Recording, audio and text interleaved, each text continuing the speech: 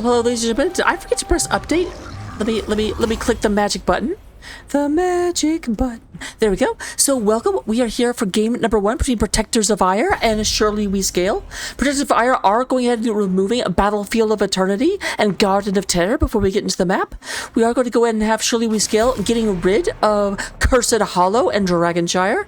And as you can already hear in the background, we're going to be a rocket and a rollin' with Alterac Pass. Hello.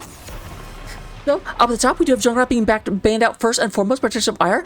Protectors of Aiur were the higher seeded team. They are, as you can see in the title below, up there above Surely We Scale. Surely We Scale on a bit of a comeback train. Like, they were the 5th place seed, but then they beat the 4th place. And then they beat... I forget what place they beat after that, but basically, they keep taking matches that they're not supposed to take, so yeah. We do go ahead and have Junkrat and now Hogger being banned out. Surely We Scale getting rid of the Johanna. Does not like their opponents having a very, very good defensive tank option. Also going to go ahead and get rid of the Fall Statty. Get that global out of here. Dahak and Brightwing are bad enough, but a global that can kill you is like extra scary. For the frozen throne. Anubarak. I do like that they banned Johanna, which is the most defensive tank, and so in response, Protectors of Aiur go for Anubarak, which is one of the most offensive tanks. Not like very, very good against spellcasting, not very good against burst damage or especially sustained damage. Does not have the most hit points, and most of his kit is just stun on stun on stun on stun. Hell, it's about damn time. Tychus, don't interrupt Rhaegar. Rhaegar was trying to say his voice line and feel cool about it, and you're just like, I'm going to talk over you. I'm Tychus. Yes, that is a Ulysses. Ulysses has not actually picked anything. Unfortunately, Ulysses does not get to go up against Ide. Ide is not participating. We are all very disappointed. We do have a Rhaegar coming out, as well as the Tychus. Tie-dye Tychus. I'm just going to say that. Can I just say tie-dye Tychus? We do go in now. The sound coming out here on the Blase. The sound making it a little bit difficult for me. I have to do a really good job of casting, because sound is going to watch, and sound is super good. Stress! Not really. Pina, do you like pina coladas? And shooting orbs out of Maine? Alright, they do decide they don't... That makes sense. Greymane oftentimes jumping in to be a finisher. We can also jump in to do a bunch of damage instead leaving up for a reset. We do have the Stotches coming out. So both sides banning out a tank. Not a Nubrak being picked up. No tank on the other side. No tank or offlaner, actually. I'm a bit surprised we didn't have any attention paid to healers in the ban phase. Only Rhaegar picked early. So all the healers still available for Protectors of Aiur. Hello, music.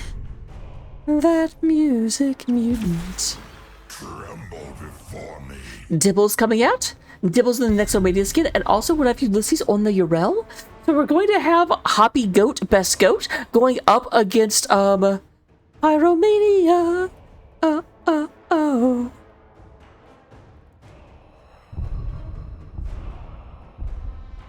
Last 2 picks. They still need a healer and a second DPS. Who is helping Li Ming? The pretty tanky team coming out of the side of Surely We Scale so far. We are going to get another white mane from Sergeant Scoops, the ice cream caster himself, and then Orion on the Sylvanus. And now, answering, we do need another DPS. Yep, good old Opera. Emphasis on old, though. He's getting cranky.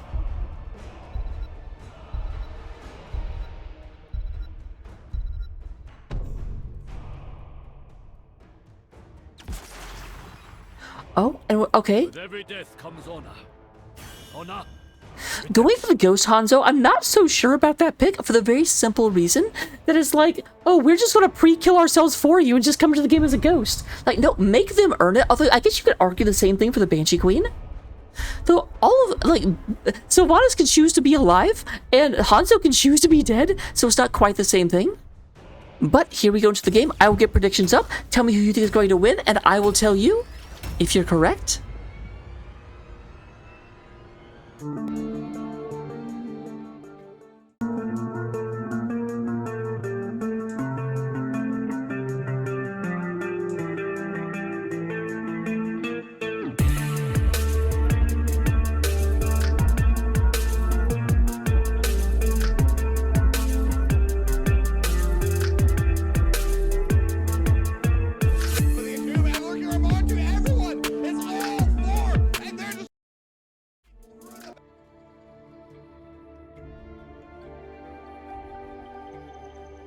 There's been a long time since this has happened.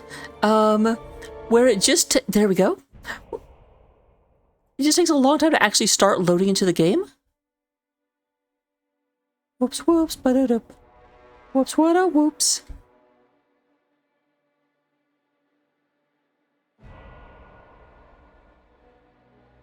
It's always a little sad that at the bottom of the map, it's like, here's how you report bad players. I'm like, is it such a problem you have to tell all players how to do it? And the answer is yes, but it's still a little sad to see.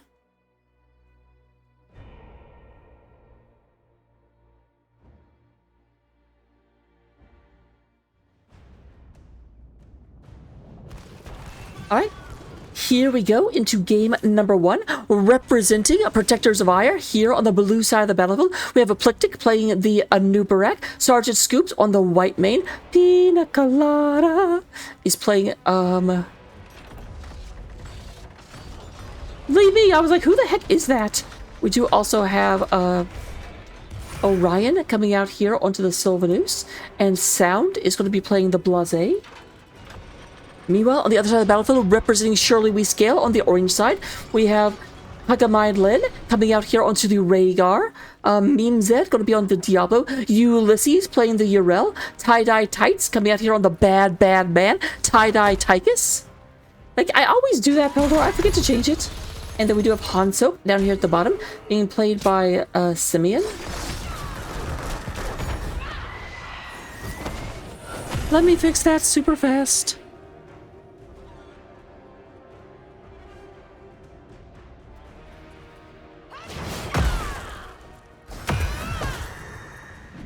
There we go. Alright, both teams moved out. They did end up getting about a half of a tower, but very, very quick response. Coming to the side of Surely We Scale. Did go ahead and stop that. Peldor, you have a cast. Why are you here? Do go and have Simeon coming through. Oh, who's rude? Who's being rude to Pina Colada? Ulysses coming up. I gotta say, I always feel bad for the offlaner in this, because it is a lot harder for an offlaner to deal with a ranged DPS character like that. Like, they have better sustain, but it's maddening. It's a battle by inches, and I'm not trying to play any given Sunday here. Yeah, Sound just having to kind of stay back and keep away from Simeon. Keep away from the voodoo. Oh, Eplectic does go ahead and burrow back into relative safety. Memezed takes a bunch of damage. They're looking at trying to knock that down. Memezed did take the... That's not Diablo. Soul Shield to level 1. We did kind of see that activate just there. Is the sound okay? It seems a little bit loud to me. Let me know. Actually, it's probably okay for you guys. Oh, Orion goes ahead and gets knocked into danger. There is a quick Banshee step, that's what we call it. 4 members of the orange team here in the middle of the map. I'm going to go ahead and get that cleaned up. That does mean there's no one down here to stop the Sound. And Sound does go ahead and moves just a little bit forward. Just a little bit forward. Does move down, though. It's like, they're going to come down here. They're going to try and do bad things to me. I'm going to avoid that.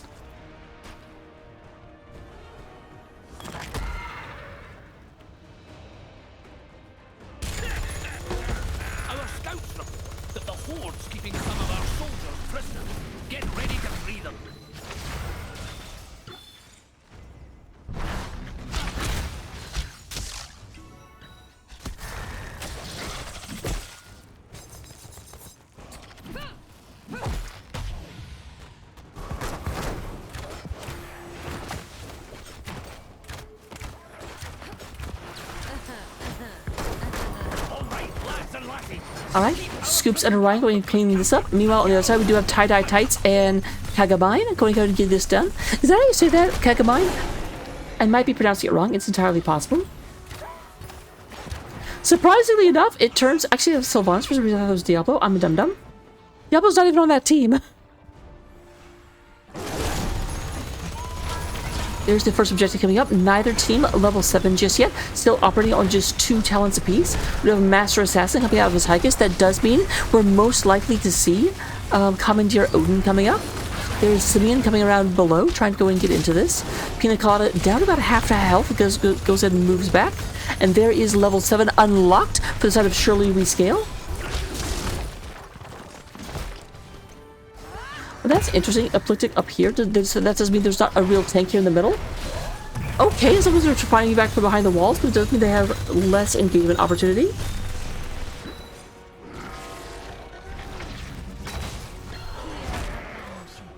Alright, Meme Zed goes in, gets slowed down by a white mane lash. Gonna go down to about 50%.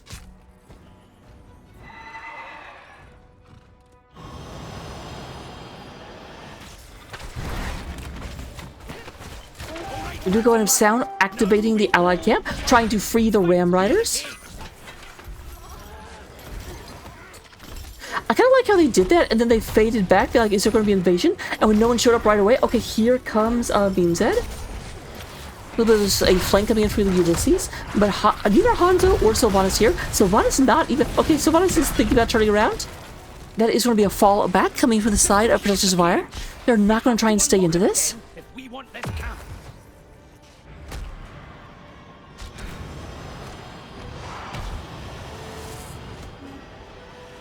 I'm really glad that, like, the Horde is so well-mannered. Like, people are actively trying to come in and killing your guards to try and free the prisoners, and then you're like, secure the prisoners! Don't do that again! Nothing bad. Look how, like, unfazed the prisoner is. I mean, it's a really small cell, but they're not doing anything to him. Kill the guards, that's fine!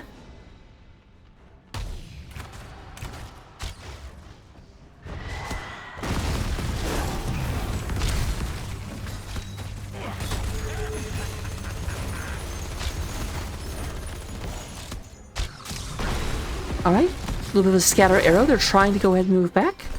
Here comes Blaze up from the bottom. Are they going to be trying for a sneaky play here?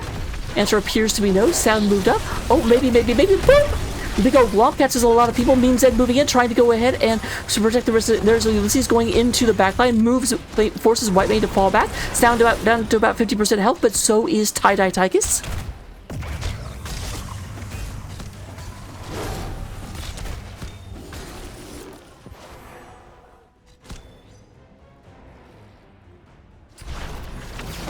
Ulysses at the bottom. Ulysses has to be careful. He is fighting both Eclectic and also Pina Colada. But there's sneaky sausages going on over here. Nice. That is a 4-man stun. It's not a very long stun. It's definitely not a 4-man Hanzo stun, but you know what? It's still pretty cool. Speaking of Hanzo stun, that is a triple stun. Slight delay on the APOC. Did not catch that coming back, but there's the Odin. Odin goes ahead and lays down a barrage of fire, landing into the enemy team, and there is Meme Zed. Both things going down, but actually Afflicted going to be the first one to go down. Absorption shield coming up from Ulysses, and this is an advantage for Shirley Rescale. They are moving forward. There's Tie-Dye Tights going ahead and just laying down cover fire from the Odin, and Meme Zed going to go ahead and start channeling. They're trying to free the Wolf Riders, and there is the Wolf Rider. Yeah, look at that, leaving even just shot around the prisoner. World of Warcraft takes the Geneva Convention very seriously, and I'm here for it. Oh, there's a big movement. There's a stun, but Sound cannot get out of there. Sound going to go ahead and nope. And there's the first objective going down. Now, Wolf Riders, congratulations. I know you've been captive city for a really long time. I know you're hungry, but you know what? Screw it. Get on your wolves, go out to war. See your family, eat a nice meal. No, we need you now.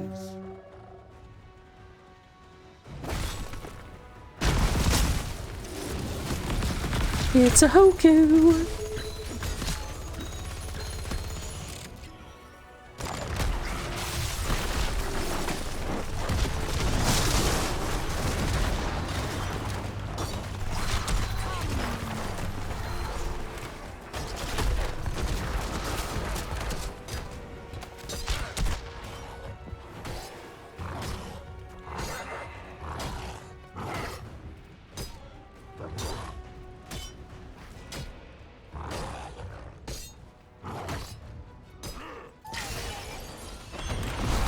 Alright. There is a big stun into sound. They went straight to the top. They're trying to go ahead and collapse with the sound. They won't quite. There's the fallback turret. Fallback turret being relevant. Let's go. Ulysses comes in. There is a stun. Or if Ulysses comes in on Ulysses, there is a stun. But it does look like, well, they won't quite get this structure down to 1,000 hit points.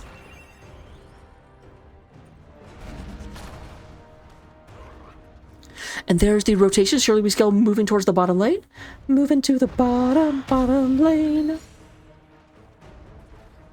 Ulysses checking that. They are not actually going for boss down here. They are going for their own camp, but it looks like there's an answering camp on the other side. Both teams of one mind about this one. And yep, Sound goes ahead and checks the top camp. Make sure nothing's going on.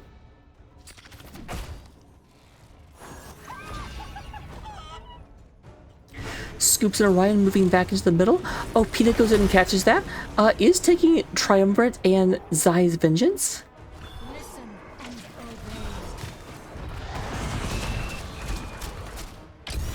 Once again, they're looking at Sound. They might not get... No, they're going to get Sound. They are going to get Sound. There's the sun coming down. Kakamine almost goes down, but they do go and get the top fort taken down. But meanwhile, Ulysses cannot survive. Does get taken down here at the bottom from Pina Colada and Eclectic. Here's the rest of the team. They're going to go ahead and do a strong push here into the bottom lane. Pina Colada avoids that ice. Is the other team coming down? It looks like Hanzo's thinking about it. The rest of the team did stop off in the middle for a sandwich. Alright, they see this, but it's way too late to get down here. More of our soldiers have been taken. But it's not too late to go ahead and put pressure onto the middle of the map. I'm going to go ahead and try and get 2 lanes set up.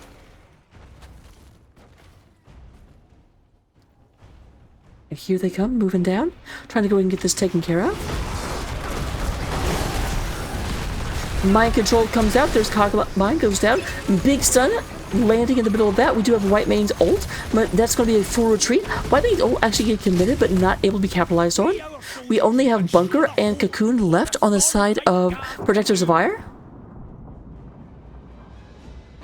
But I think I just heard a fort go down. Yep, the fort does go down against the boss's might. And once again, we're like, you know what? Would it be cool if we pushed the middle lane by going ahead and sending a camp out to go down it?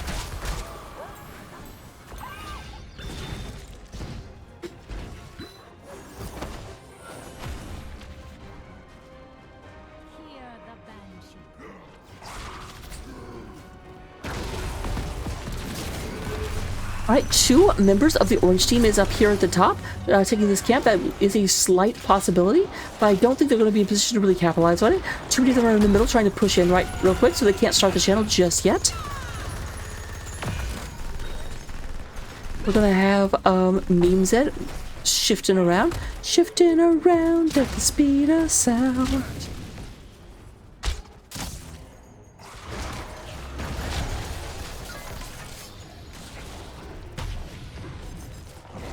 Memezed running up against a little wall of beetles. Can you imagine if the beetles had did collision? Like you had to walk around beetles and they just clogged up small areas.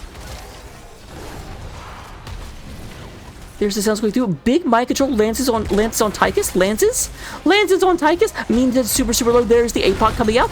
Very quick Bunker goes in and stops these from happening there. And Memezed getting down, but we do have tie-dye Tychus getting the Odin out here. Lots of damage. Kaka is going super low. Sound trying to get out of there. There is Memezed. Memezed down to about 25%. Lots of ouchies going through. Ouchies, very technical term. Middle fort does go down against that null camp that's been pushing.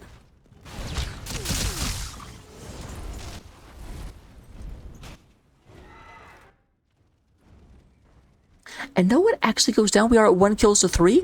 Advantage for Surely We Scale in terms of overall kill pressure. There's another mind control. Gotta tell you, Sylvanas is hitting these mind controls pretty well. That bodes poorly for the end of the game whenever Sylvanas gets to throw out a mind control every 5 seconds, it feels like. There is the channel. Keep in mind, Tychus did have souls. Tychus is already back, but Tychus is much weaker than he was 15 seconds ago.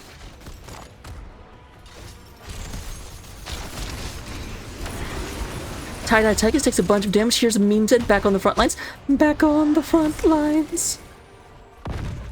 People put me down because that's the side of town I was born in. Oh, that's going to be Afflicted. Afflicted super low. Does actually get away from the arrow. Keep away from the voodoo and also away from the arrow. There's Simeon. Simeon got a little bit low. Did go ahead and dive over the wall. Here's the problem, because you are not quite... You're not quite killing off a team that has Whitemane, and Whitemane's super fast at healing the entire team. Not the most mana efficient hero, but man, can she pump some healing out? Let's do this! Listen and obey.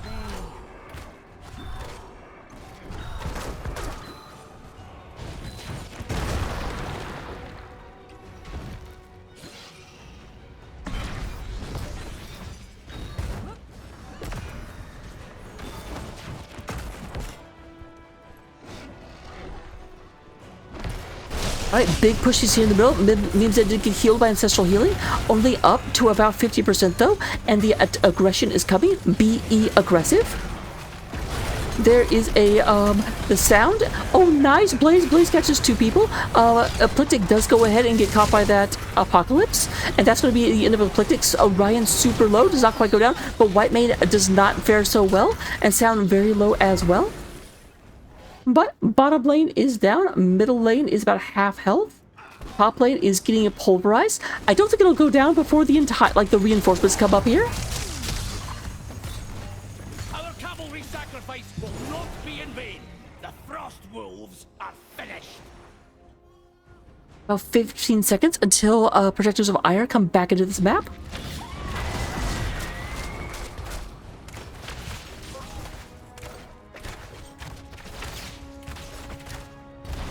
Teal, it's a best of 5.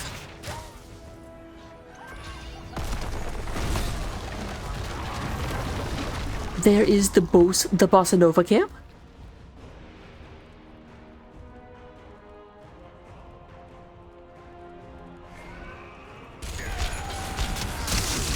Alright, Sound possibly in a bit of trouble. The entire enemy team is coming like, hey Sound. Yeah, I don't think my caster buddy's getting out of this. So that means you are hereby my caster buddy, Scoops. Sound has I can't say that even as a joke.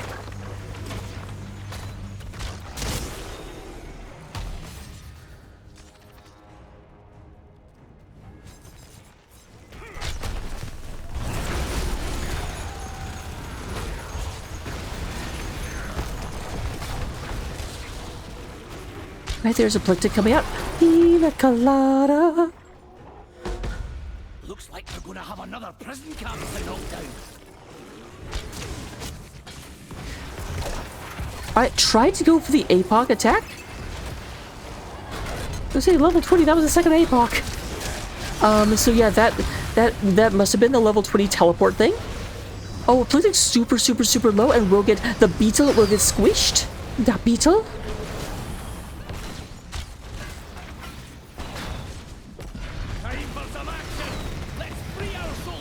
There is Tie-Dye Tights coming through. 7 kills on Master Assassin. Keep in mind, Master Assassin does not give you bonus per level anymore. It's you get 10% and then you don't get anything until you get to 15 kills.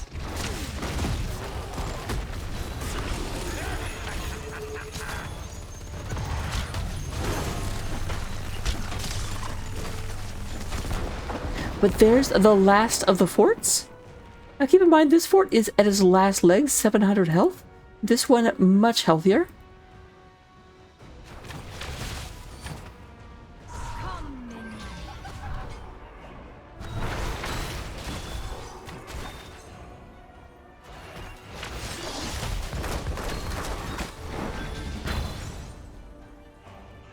Alright, teams moving up. A little bit of aggression being paid up here. They are going across. Bottom boss is taken.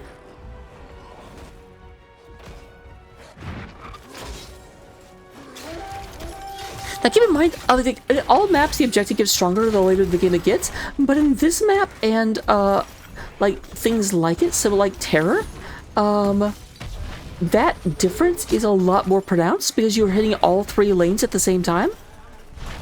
Like, Dragon Shire, the dragon is bigger, but the dragon's still, like, only in one place. You can somewhat, like, control the dragon, but here it's really, really hard because they hit all the lanes very well.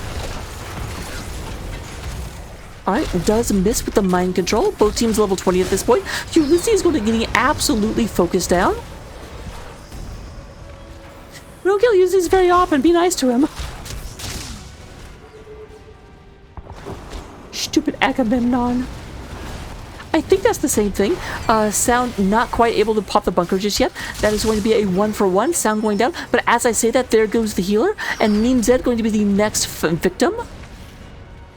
I may be dead, but I can do a flippy flip. Pina Colada goes ahead and lands on tie-dye tights.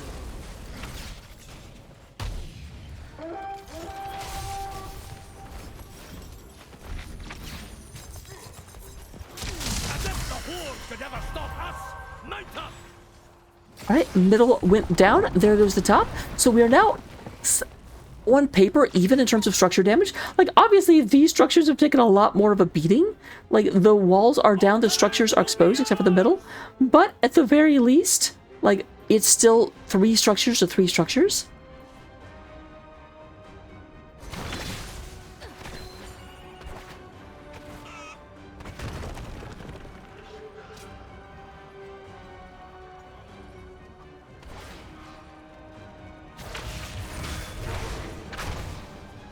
Alright, here comes the attack.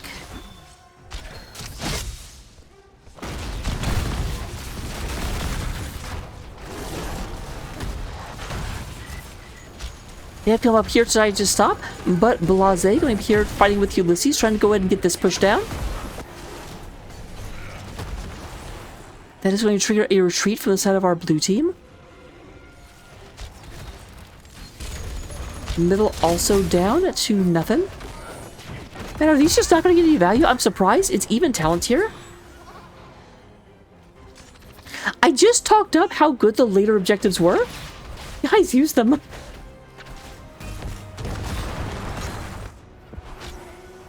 You can knock us down, but we'll get right back up.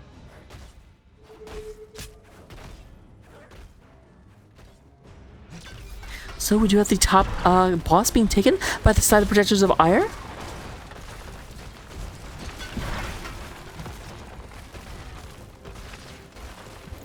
I'm a bit surprised there's no answer here. Like, I think it was pretty obvious this is where they would go, but they do go ahead and stop for the camp on the way, which will probably mean they can't get here in time to actually potentially fight for it.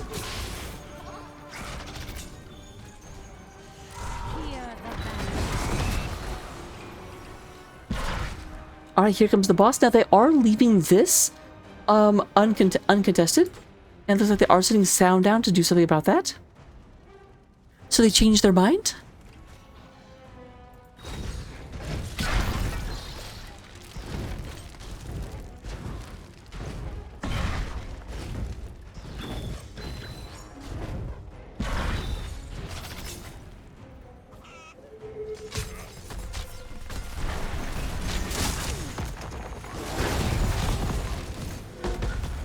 Hordes captured more of our troops. You know what to do.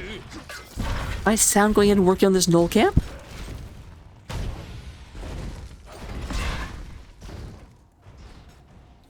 "18 seconds on the camp. Both teams threaten to move in on each other.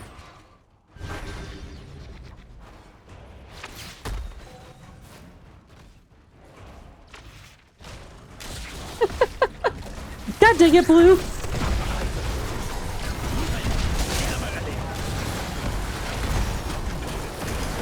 Oh my gosh, I can't believe Kaga actually survived that. That was a little bit nuts.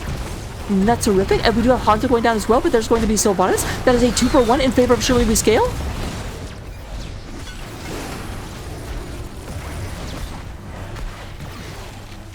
And sound going down. That is a 3-for-1. And here comes, keep in mind, Tactics is already getting powered up to 11. Tactics is going to get a lot stronger in 4 more kills.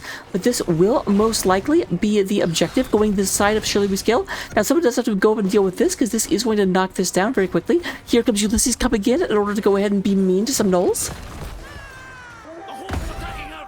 Because nobody hates Knolls more than Goat Girls.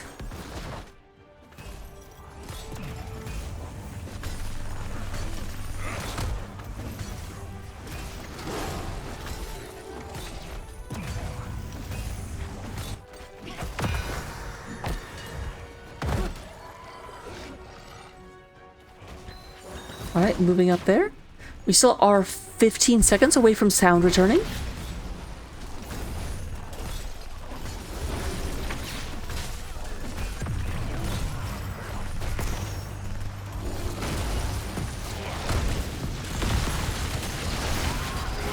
Big arrow coming through. Oh my gosh!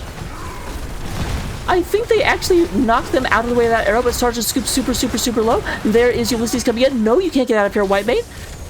But you can get an all-expense-paid trip to this hammer. Not Sergeant Hammer, a different hammer. Oh my gosh, Tie-Dye Tychus just about going down. And there's the Ancestral Healing coming in. Eplectic super low, and Tychus going to go ahead and blast that down with the dual 80mm guns. I don't know if that's actually the millimeter circumference, whatever, but you know what? It sounds good.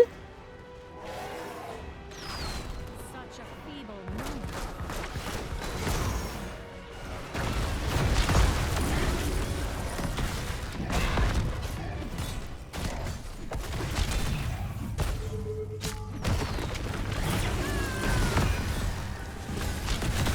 Alright, Orion does a miss with the mind control.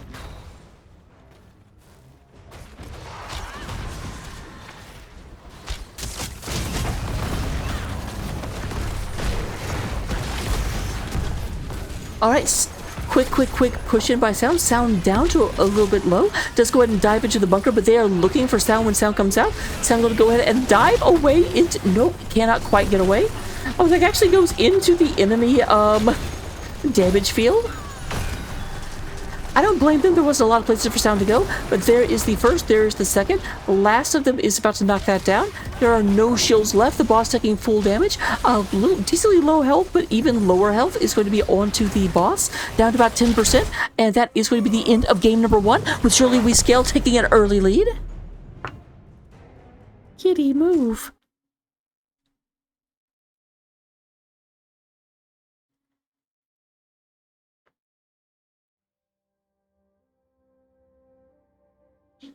Looking at the stats at the end of the first game, we do go to have Lee Ming. Pina Colada is going to be leading the way in terms of damage dealt. 106 damage. 106,000 damage. That second word was important.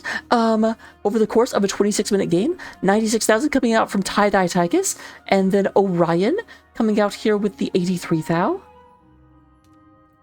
In terms of the healing, we do actually have Rhaegar out healing the White Mane. I would have not have guessed that. But yep, Rhaegar coming out with 153,000 healing. White Mane with 108,000.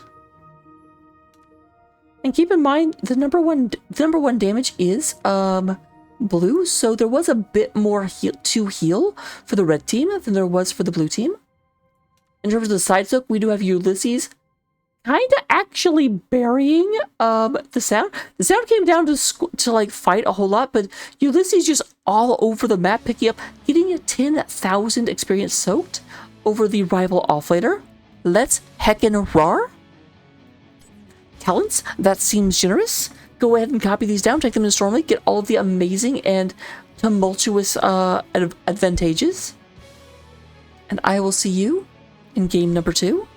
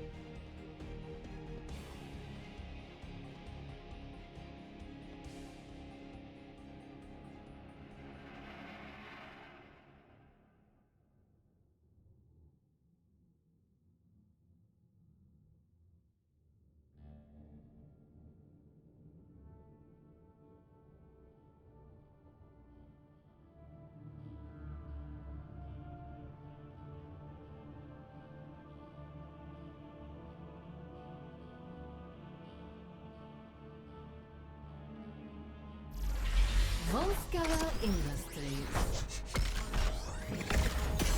Hello guys, last game we had the first alphabetical game of Heroes of the Storm. Now we go all the way to the end of the alphabet and all the way down to Volskaya. This is a map all about point control, a map all about being able to maximize your pushes. Sylvanas very, very popular here, as are area heroes such as Kale Thos or Urel with the like zone of armor. So, yep, we're gonna go in and see. Oh, interesting. We're gonna see Urel banned out.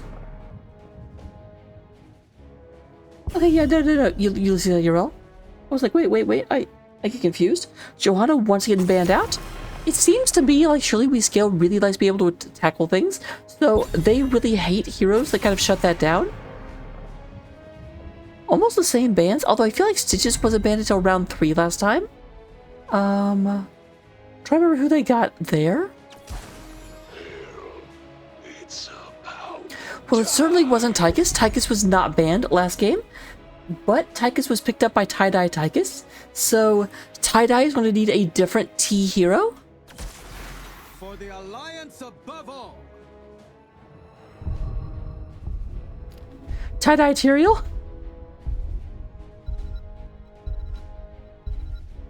So we do have the lad. Anytime you're ready. Oh, now that's interesting. That's a very heads-up play.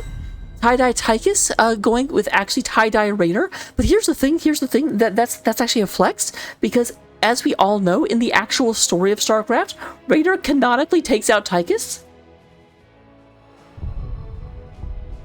It would be interesting if every pick you took a hero that actually just like canonically beats one of your opponent's heroes.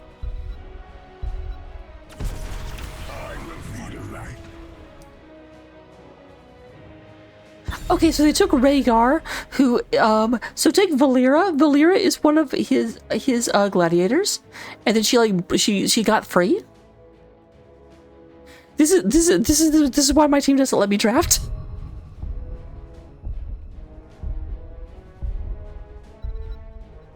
Got single hairs falling down and like hitting my nose. It's frustrating. Well, they banned Varian, which is another of the gladiators. So, you know what? I think that counts. I think that means they're following my strategy. No offlaner or tank yet. No tank for either side, actually. But it's going to be the Sand Mage coming down.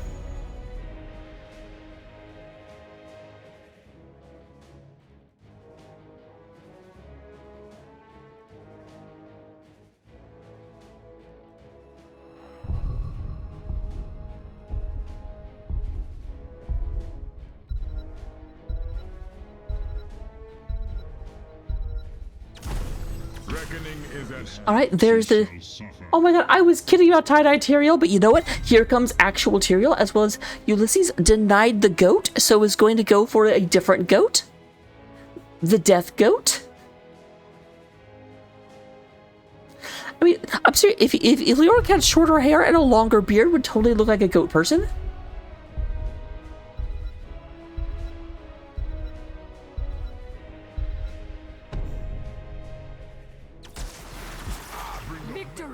So we're going to have the Death Goat going against the Rock Cow.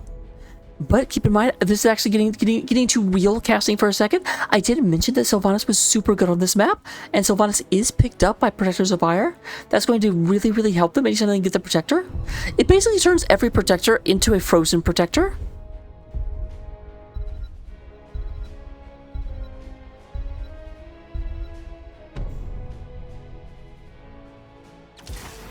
With every death comes honor.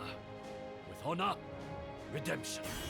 Alright, once again we have the Ghost Hanzo coming out. Going into game number 2. This is a best of 5, so we get at least one more game, but let's all hope for a PoA victory. So we're guaranteed more games. I don't care who wins. I care that I get to cast a lot. So, a 1 and a 2 and a here we go. Predictions up. Pretty sure my mouth is. Ah!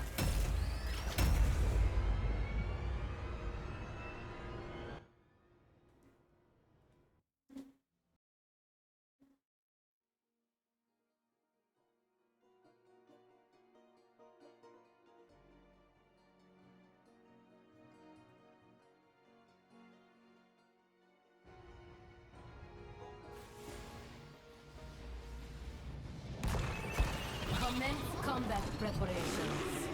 All right, here we go into game number 2.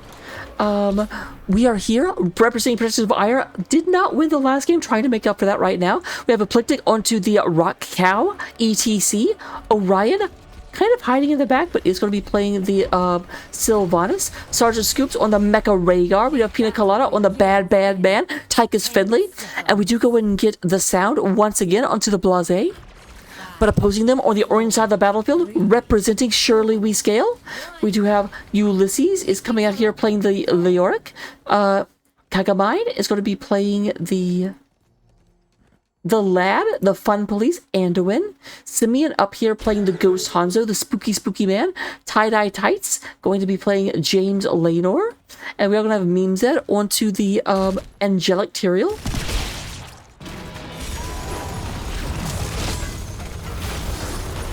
Man, they are going for a we jump in and kill you comp.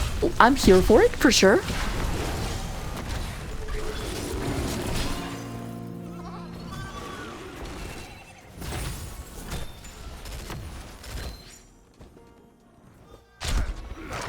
Alright, there's Simeon just a little bit, but going to be A-okay. I said going to be A-okay! Man, Pina trying to make a liar out of me. That's rude. Pina, you're rude. How dare you try and kill the other player when I said they were fine? Now down here, this is a very bad matchup for the Sound. Like, Sound can soak pretty easily, but will definitely not win a trade against Leoric. Blaze's hitbox is a little bit larger than most, and so you can just land that Drain Hope pretty easily. Plus, Blaze does not have a great damage output, so you can't even really threaten Leoric.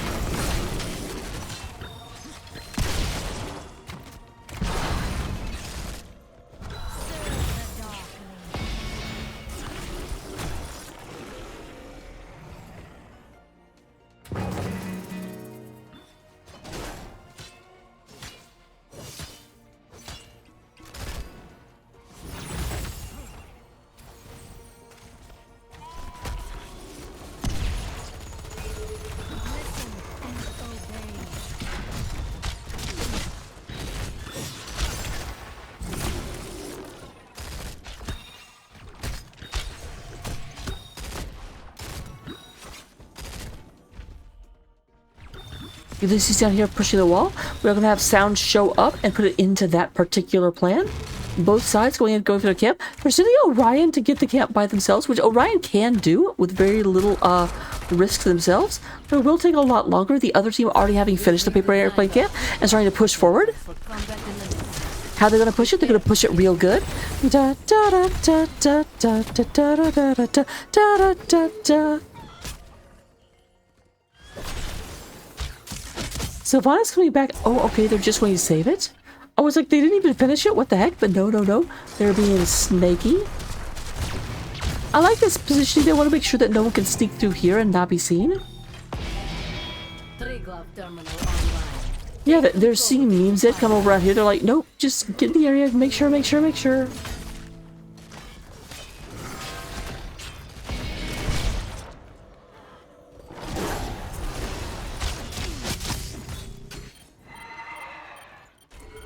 You go and have a little bit of a tussle here in the middle. Sound has to back out. Bit of damage on the tie-dye tights, but going to be A-okay.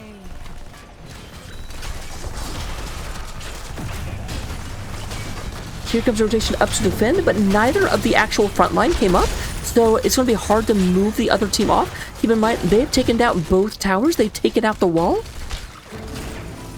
And they actually forced out the use of a turret. I'm really surprised the turret was committed there. I would not have used a turret right there.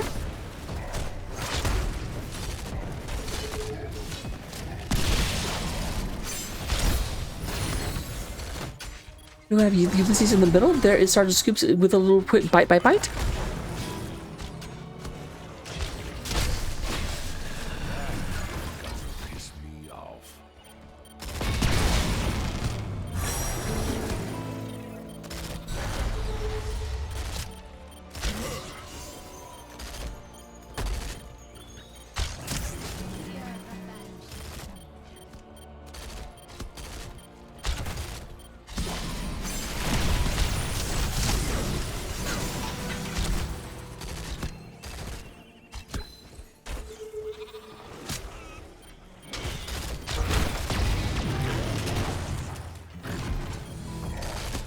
Right, Meme Z riding around at the speed of sound. Got up to 79%, but there is the first objective. Surely we scale turning into a protector? Or, I guess, securing a protector. They didn't turn into a protector. Their heroes are still inside the robot, I promise. Blue team has taken control of a protector. No? That is it. This is why I have a job. You can't trust the in-game announcers. They will lie to you. Blue team did no such thing. I wonder what causes it to just straight up, like...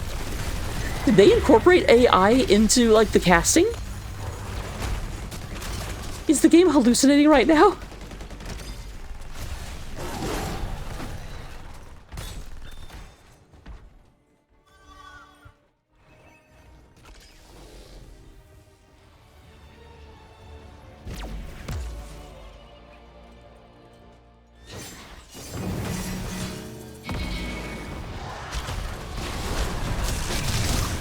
Alright, Ulysses taking a bunch of damage, will not quite make it out of there, getting very close. But this is going to be a little bit of aggression here at the bottom of the map. Orion comes in, going to go and turn off these turrets. Rest of the team moving into a defensive position. Yep, there is Hanzo, almost ran into a fistful of ouch ouch. And there is the turret being stolen by Sergeant Scoops.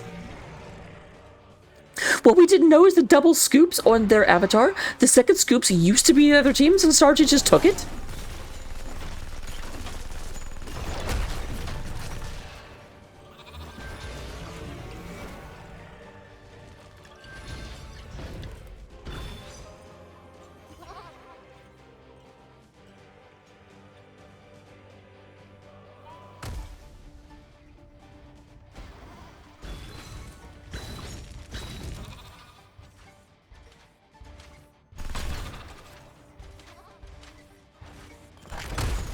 Alright, bit of a tussle going on up here at the top of the map.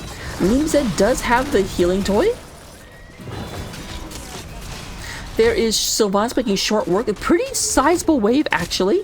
But that Shadow Dagger just moves through, shuts it down, and a lot of them going down before they can really get anything done. Down here at the bottom, it does look like there is the Spooky Walk. Ulysses getting out there, does go ahead and get some Drain Hope onto the sound. Let's talk about sound can't really beat Ulysses. It's just a matchup difference. That's where they have to bring in Pina Colada in order to be threatening. Nothing against sound at all. It's just strictly, it's almost impossible for a Blaze player to beat Aiur. Oh my goodness. Nice healing coming out of Sergeant Scoops. Almost catches that with the mind control, but not quite.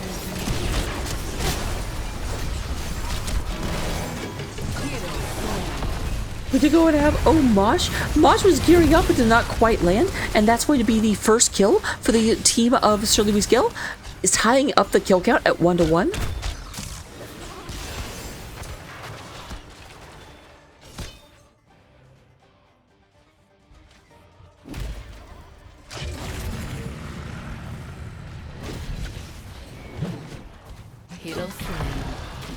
I am watching the wrong fight. This is the problem. I'm an offlaner at heart, so I just naturally am going to go and watch the offlane.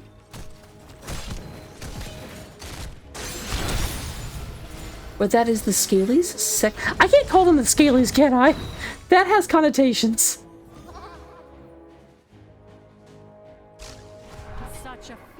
That is the second kill for Surely We Skill. They are up a talent tier for a little bit, but their opponents are not knocking on the door of 13.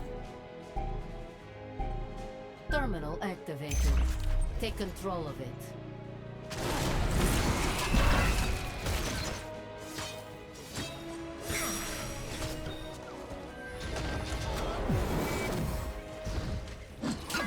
Ulysses might be in a bit of trouble. He's unstoppable today. Nice land, and yep, that's a very good way of keeping him from being able to escape. Ulysses trying to land that Drain Hope, coming back to fight quicker. Quick sidestep from Pina Colada does stop that from actually happening.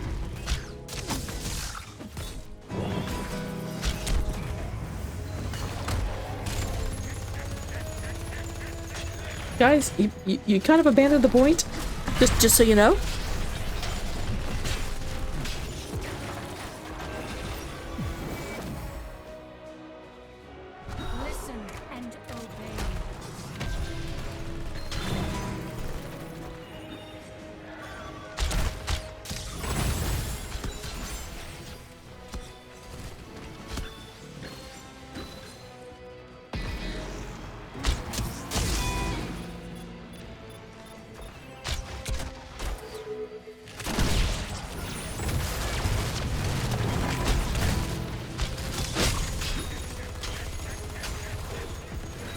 All right, bunches and we'll say oodles of damage coming out. Spray and pray catching a lot of the enemy wave. No actual kills though, and we are 2 kills to 2 kills by the way, level 15 all, but we are slowly ticking up. Sound needs to find their way. I like how Ulysses is like screening sounds progress. They're gonna figure out. Yep, they're gonna figure out real quick. 91, they need to get up here to the top. Although actually no one's up here. Does not end up mattering. There is Aiur with the fun police because then pulls them out of the mosh pit. Blue team has taken control of our protector.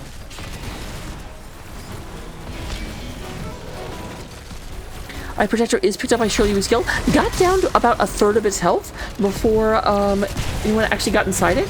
There's Sergeant Scoops. Sergeant Scoops more like Sergeant Splats, am I right? Hero slain. Do you like pina colada? Oh, I thought Orion was gone, but not quite. Yep.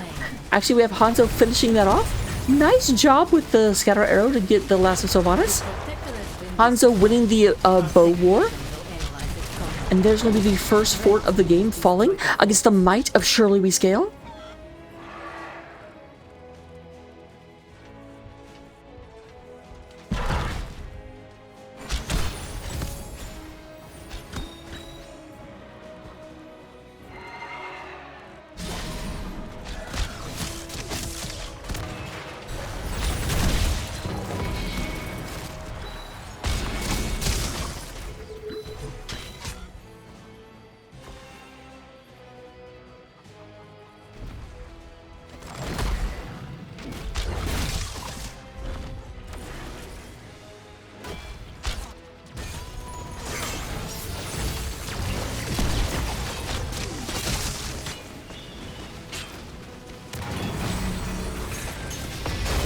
Alright.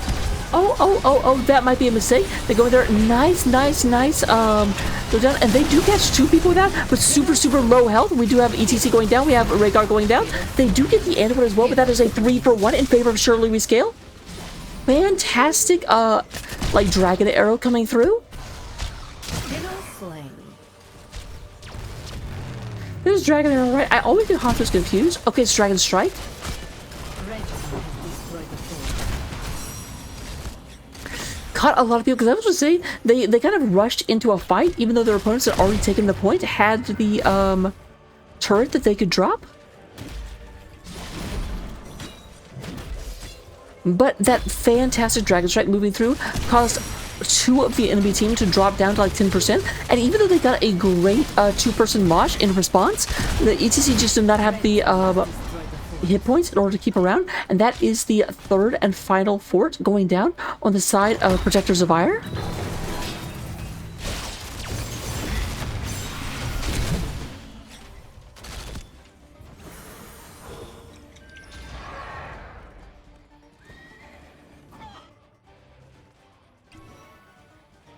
Right, level 19 is Shirley Rescale. They're at 9 kills to 3. Their opponents want an engagement here. Nice reactions from Tie-Dye Tights. Went ahead and just immediately shot to stop the ETC from being able to stun. Because, yeah, our blue team really wants to fight before 20. They're going to be a long way from 20. They'll have to give up this objective if they can't find something to get done.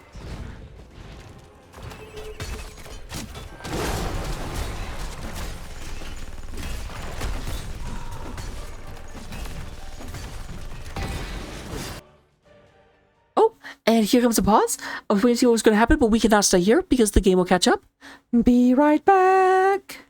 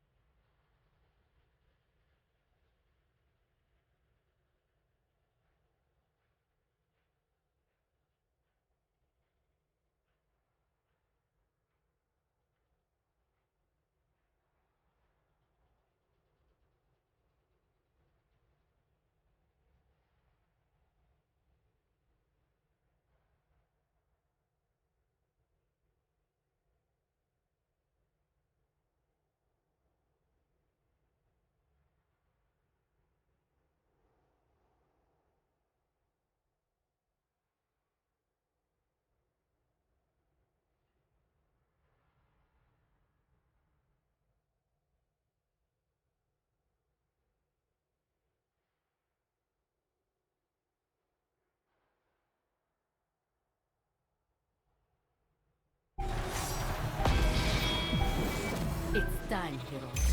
Control the terminal and bring in the protector. All right, here we go. We are back, ladies and jelly spoons.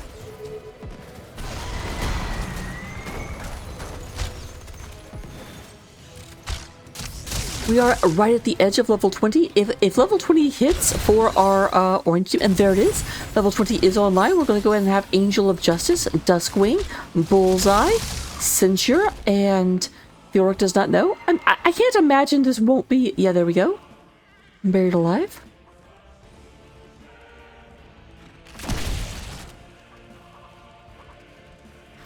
So now the tables have turned.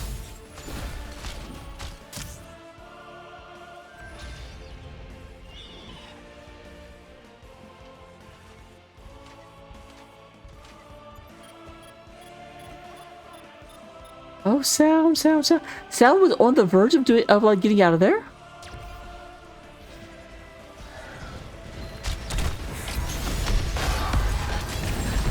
Quickly dives into that bunker. But I don't think there's much of a chance here.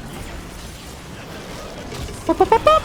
We do have two people getting caught in the mosh pit. Caught in the mosh pit. Double pull used for both people to get them back out of the mosh pit. And we do have the Rhaegar going down. There's no healer left for the side of... And yep. Sound unable to survive.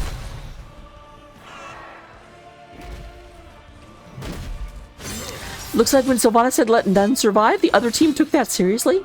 I say as though there weren't 3 survivors. You know what? What I say doesn't always make sense. Stop trying to make it a thing.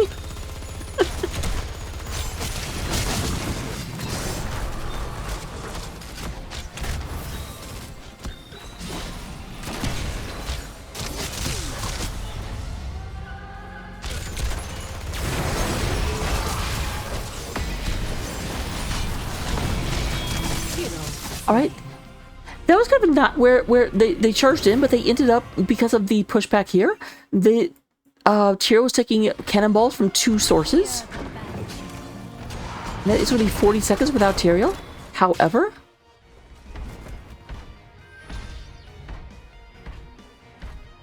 will they get a gunner? Will they actually do anything with this? That's the thing.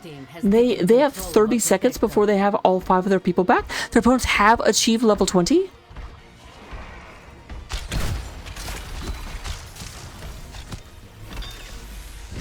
And you put Anduin inside the protector.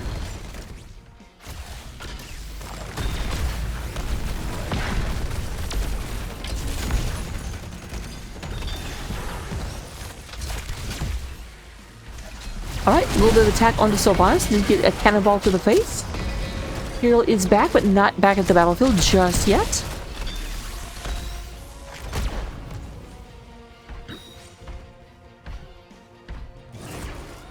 We do get Death Metal for ETC, Dark Lady's Call, Fortified Bunker, Big Red Button, and Farseer's Blessing.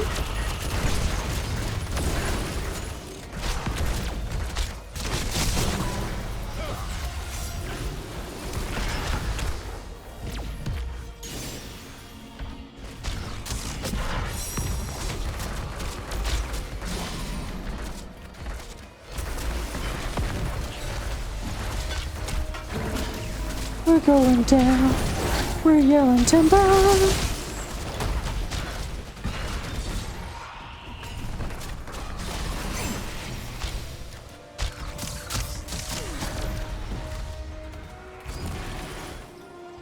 You've pushed the protector to its limit. My protector does go down.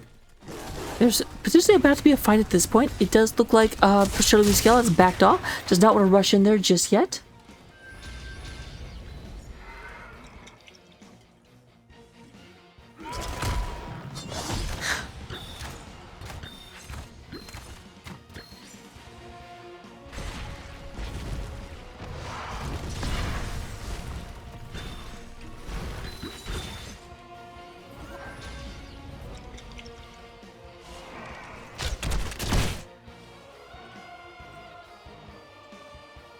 Alright, ETC going a little bit more aggressive, but no one there any longer.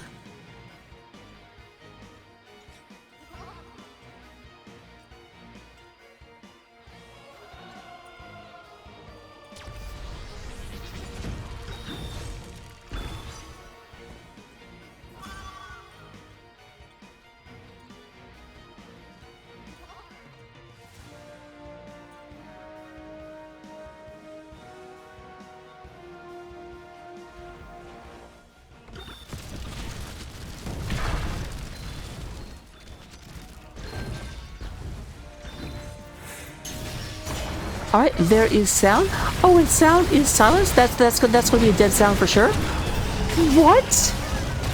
Sound, how are you alive? This does not feel accurate. This does not feel legitimate. We do go and have now a lot of ults have been used by the side of Shirley Skull, although at the same time a lot of ults used on the other side as well. They did drop their healing cap. Sound goes in and gets the stun down on Simeon.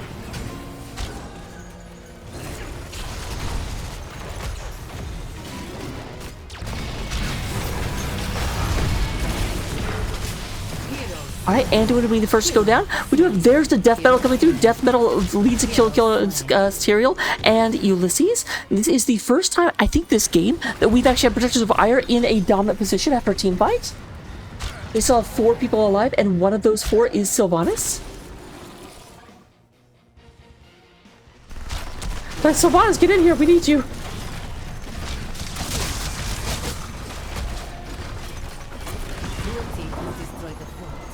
They've still got about 30 seconds. A new terminal will be ready shortly.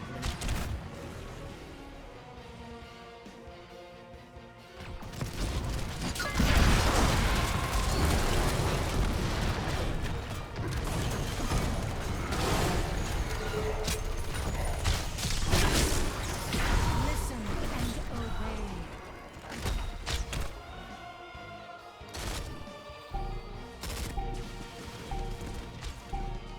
Power routed to the terminal.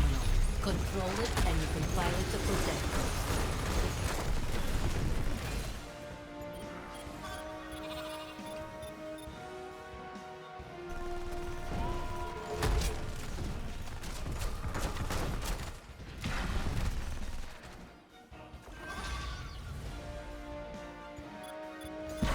We are looking. We do go and have the orange team up to about 50 or about 40% on the protector, trying to go ahead and get this moved in.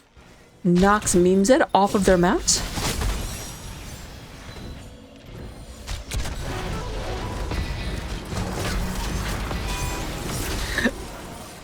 Man, Memezed just juking everything for a second. Like, ETC slid, missed Memezed.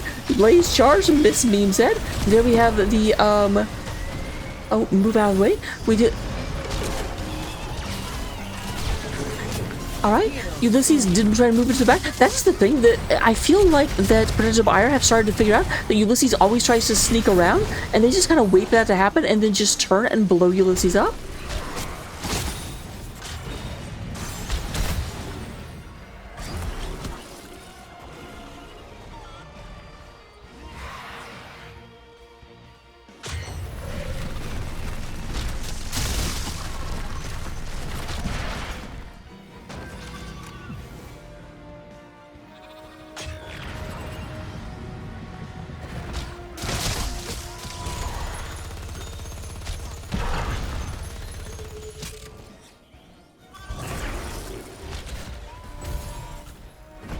So for the first time in this game, we have Protectors of Aiur being the ones that actually secured an objective. Blue team has taken control of a protector.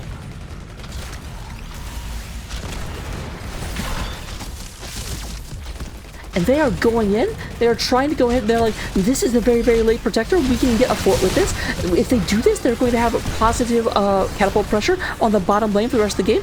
But there is a fantastic... Oh my gosh. Silence comes down and they kill 2 people. There is the Death Bounce. Death Bounce catches a bunch of people. Oh my gosh, they're not going to get the fort. Are you kidding me? I thought the keep would go down for sure.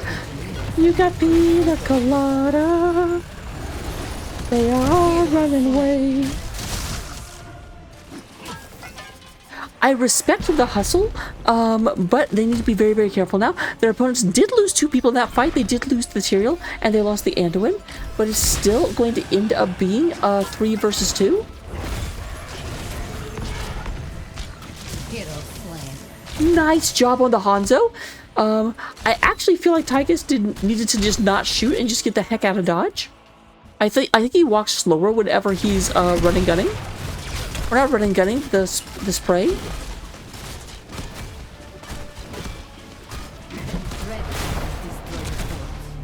So it's only sound for about 10 more seconds.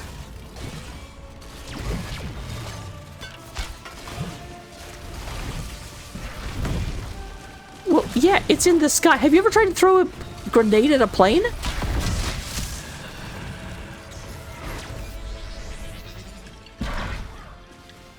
Red team's core is under attack. Alright, we got down to about 70% core health. That was actually almost half of the overall health, because remember, the shield is 50% of the max hit points.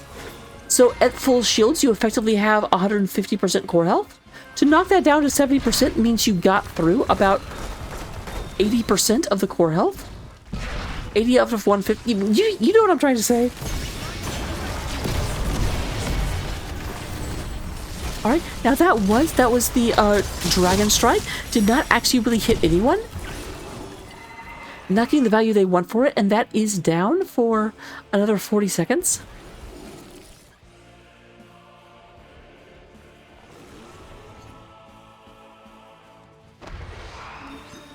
We do kind of surely rescale, occupying the top of this map.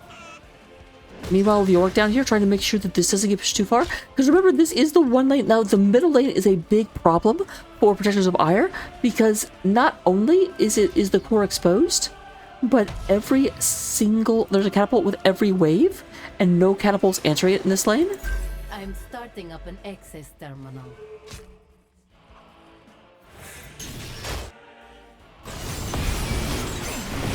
Sergeant Scoop's definitely the target. Does go ahead and self-ancestral, best ancestral. That will be down for another minute and a half. Was that? Yeah, that was full cooldown on that. Let the dragon consume you, and that is going to be Rhaegar going down, unable to ancestral themselves a second time. We do go and have a kill onto the orc. It is 1 for 1. There's the big Tychus bam bam bam. And Tychus takes out 3 people, going ahead and looking at Kagan. And there is the charge coming out of the sound. That may be the end of the game. Only Hanzo left to defend, and they are moving. You're like, we don't want to fight the phantoms of that. Now keep in mind though, this is a bit of a problem. This is pushing in, and we'll be taking this out in just a second. But the core is the bigger problem, at least if you are a Surely We Scale fan.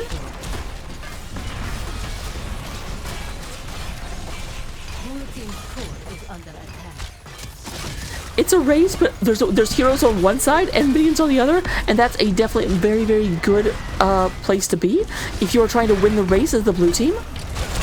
25%. There is big silence comes out. Oh my goodness, is this going to go? We do have sound goes down 9%, and the blue team is taken out. Blue team has eliminated the enemy. Blue team's core is under attack.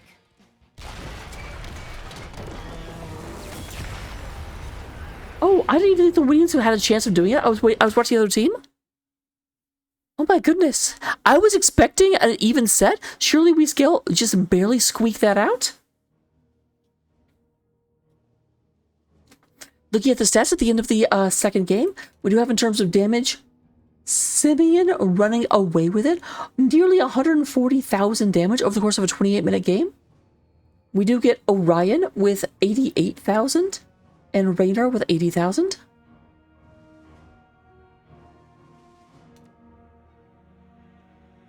In terms of healing, I mean, not surprising when the red team does that much damage, and then the blue team is going to have a much, much higher healing number. Although even then, Sergeant Scoops out-healing the Anduin by almost 2.5 to 1. Wow, wow, wow, wow, wow. And then turns out side yoke, once again, Ulysses beating out the sound, but this time is much, much, much more even. Only a separation by about 600, 700 or so. Talents, that seems generous. Here they are. Copy them down, take them to Stormley, get all of your amazing victories, and if it pleases thee, we will see game number 3. Don't go anywhere, y'all.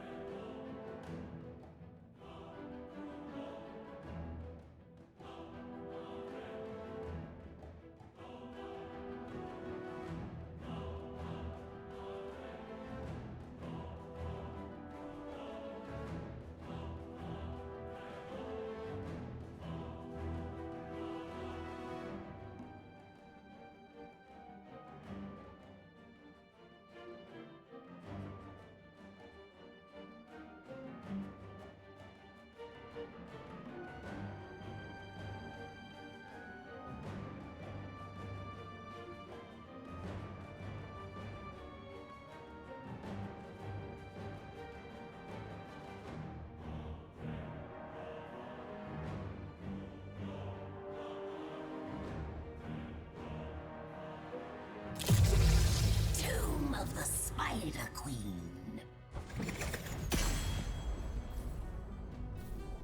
Hello, hello, ladies and gentlemen, boys and girls. We are here. If you look at the top of the screen, you will see a 2 next to Shirley We Scale. Though, to be fair, I'm not going to say they didn't deserve to win last game. Last game was a coin flip. It could have gone either way. But it's also... it's a game that they should have lost, you know, if that makes sense. Like, it was a coin flip. Either team could have won. But at the end, Minions won on the other side. Versus, like, their core was under fire. They had lost most of their people. Like... I definitely feel like Protectors of Aiur lost that, as opposed to Shirley We Scale won it. But only in terms of that one final fight. The rest of the game, Shirley We Scale seemed to be a little bit more dominant. So, like, definitely not saying that Shirley We Scale is the worst team. I'm just saying the 2-0 so far is not telling the full story. But we do go and have Aiur and Stitches being banned out once again. Are we going to see False Head banned here? I think we might. Look at me. I'm a super genius. I'm a future psychic. Hell, it's about damn time. Do you like pina colada? And spraying a whole bunch of lead. I'm so sorry. I feel bad. I can't say that name without singing the song. I'm incapable of it. It's a big problem, if you know what I mean. I like Ernest now. Alright. Are we gonna have just the same draft again? So far the answer is yes. Same band, same picks thus far.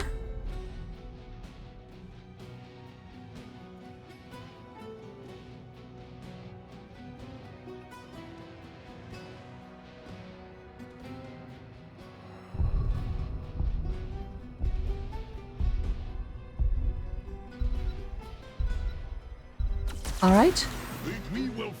Okay, that's different. That definitely changed. Rhaegar nowhere to be seen this time around. We're gonna have Sergeant Scoops playing the Stukov, and then... so, are they going a Trading Wheels comp?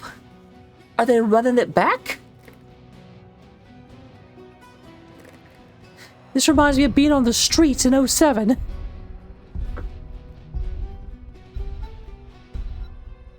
Teams like Shirley We Scale don't know about this. They totally do know about this. I'm lying to you all. And there's the Blaze, taking that away from the Sound. Sound has played that every game, and they're like, no. I'm a bit surprised it's Blaze and not Sylvanas. Particularly since this game prioritizes minion clear so much.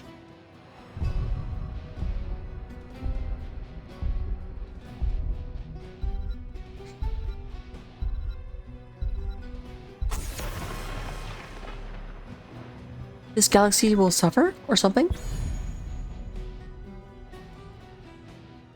I like the trade-off. Okay, we can't play Blaze, well then you can't play Leoric. Yeah, what you gonna do, Ulysses? The answer is Ulysses is gonna play Hogger.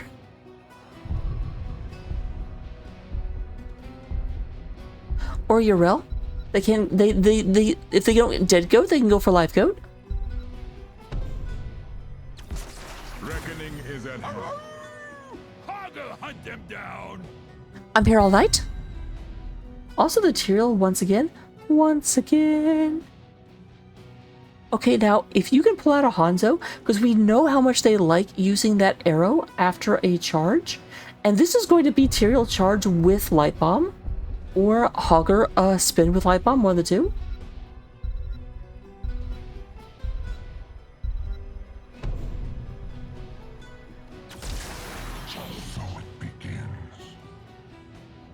Okay, well that's not Hanzo, but that is Big Chromie, as well as the Heckin' Dahaka. Dahaka is interesting. Does kind of circumvent a lot of Hogger's stuff. Because yeah, Hogger's Unstoppable doesn't work against Tongue very well. I mean, it does, but you have to know Tongue is coming. And so, like, if Tongue hits you, you can't... you're stunned, you can't press the Unstoppable button. And there's Small Chromie. We got Big Chromie against Small Chromie. Let's go.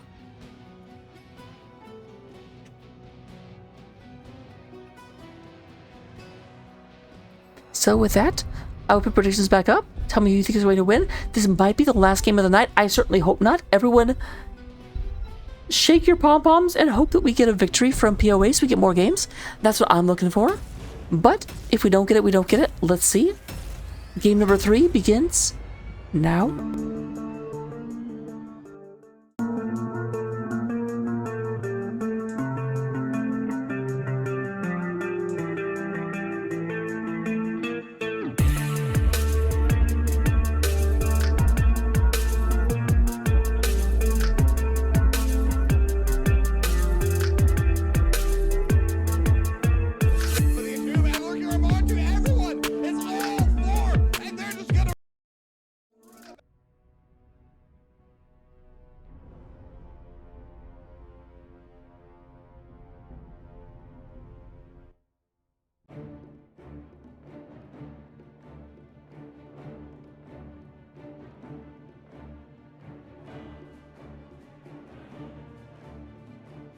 Oh, hey, Miss Bird. It's been a long time. Don't feel like I've seen you in forever. Coming into game number 1, representing a Protectors of Aiur, trying to keep the fell Zerg away from this Tomb of the Spider Queen. We have Pina Colada playing the bad man, Tychus Finley. Look at them biceps. Sorry. I'll be good. We do go and have the Sound playing Deheken Dahaka. We're going to go ahead and have Sergeant Scoops coming out here onto the Anduin. No, that's Stukov. Anduin's on the other team. We do have Aplictic coming out here and playing the Varian. And then we are going to go ahead and get Orion playing Asmodan. Meanwhile, representing the orange side of the battlefield, under the employ of Shirley Wees Gale, we have Tie-Dye Tights playing the James Raynor. We're going to go and have Meme Zed playing the Tyrael, the Angelic Tyrael, one of the best. We're going to go ahead and have Ulysses is playing the Hogger. Kaga is going to be playing the Lad Anduin, the Fun Police, the Pull Out of Danger Mobile, and then up here at the top we do go and have Techno Superhero Kroby, Simeon, playing the I actually just said it, playing Chromie.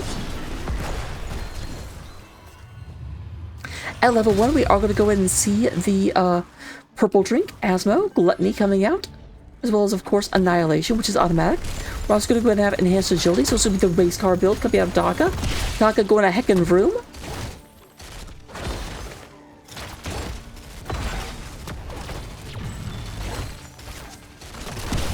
Alright, goes ahead and knocks that down. A little bit hard to get out here. My god, there are so many people. Pina Colada coming down here as well, as is Sergeant Scoops. Tries to go ahead and land into the NB. There is a big boosh from Hogger. Pina Colada super low, and that will be first blood coming from the side of Shirley Wees Gale. That's the name of it. Sergeant Scoops being aggressive secondly. There is a pullback, but that is still 4 versus 2 here at the bottom, and there is still a giant up. Meanwhile, up here in the middle, we do have Orion pushing forward with the Asmo. A little bit of a tussle down here, trying to go ahead and see if they can get onto anyone.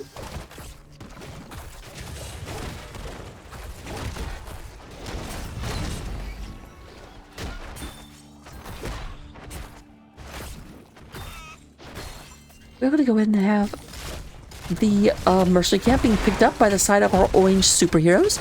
Shirley Wees Gale picking up the orange juice. Don't ask me why mercenaries are juice.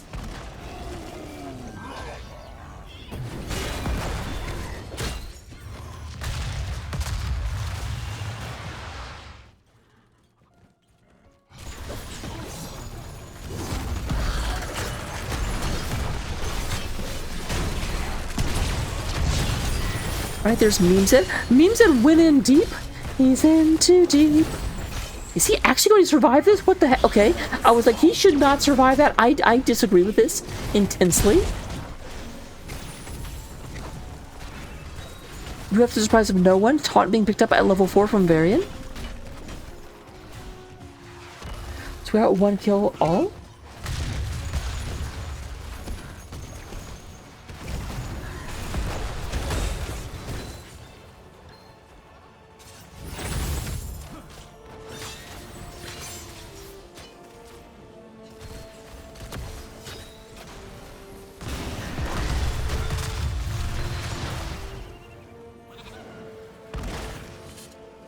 Now I'm trying to go in and get this picked up. Sound currently up to 2 stacks of enhanced agility thus far.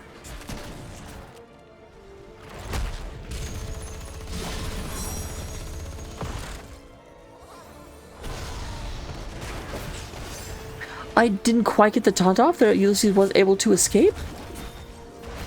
That's the thing, of course, because taunt can make them an easy target for tongue, and so it just like holds them in place for a while and also moves them back towards your team. And there come the blue web weavers coming in. I've always loved that voice line where it's just, my power grows by your blue team's hand. It's just, it's so awkwardly put together, but it's also kind of funny.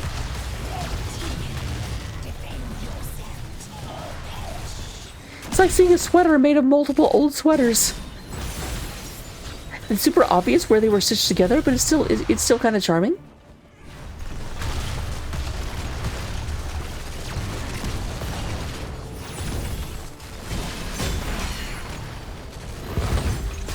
Alright, there's the push in. They're looking at the middle lane. Four fingers coming in here, going to do a karate chop. You need all 5 fingers to punch.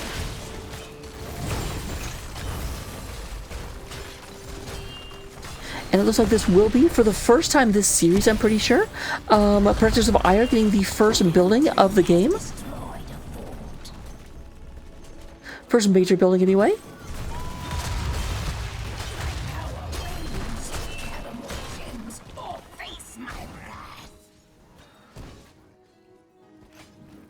Alright, Orion does go.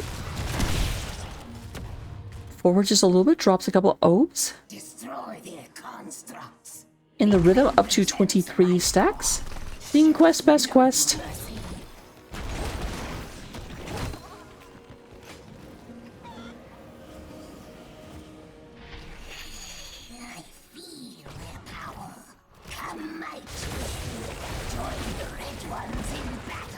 Here comes the Red Web Weaver phase.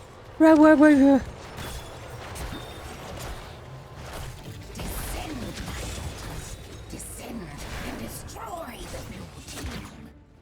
Alright, got a bit of a tussle up here, potentially. Both sides kind of eyeballing each other.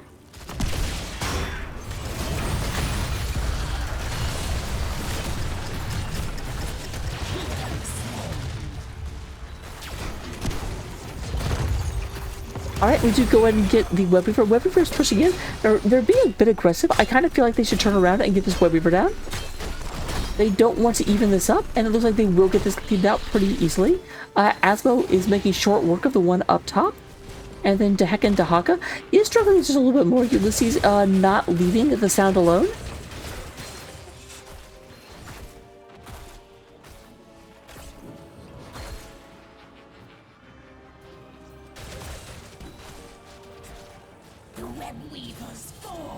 So no force on the side of blue go down in that exchange.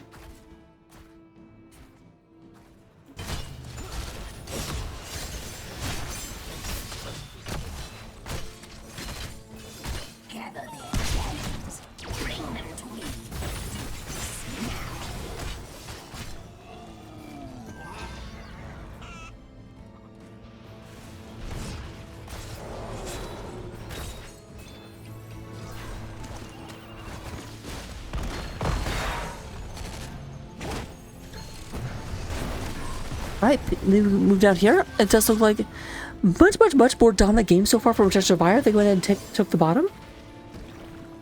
Moving out of here. It's only 2 kills to 1, or they're only 1 building ahead, but it definitely feels like they are in, like, they're driving this game.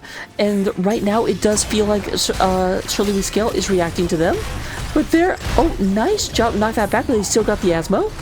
Eclectic trying to survive, protected by the way. We'll go ahead and get out of here. Tongue does land onto Moonzed, but I don't think they have much of a real chance of getting them down. And immediately Surely We Scale being like, oh, you think they're in charge of the game? Let me show you what they're dealing with. And I'm like, you know what? That's fair.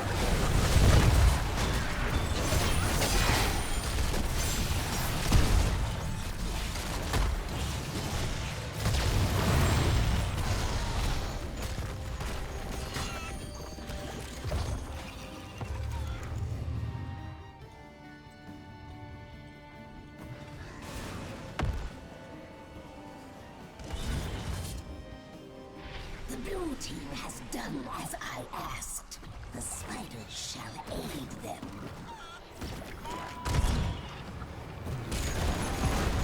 All right, here we go. Trying to go ahead and move through this. Blue wave, moving across the map. So many comments I'm not going to make.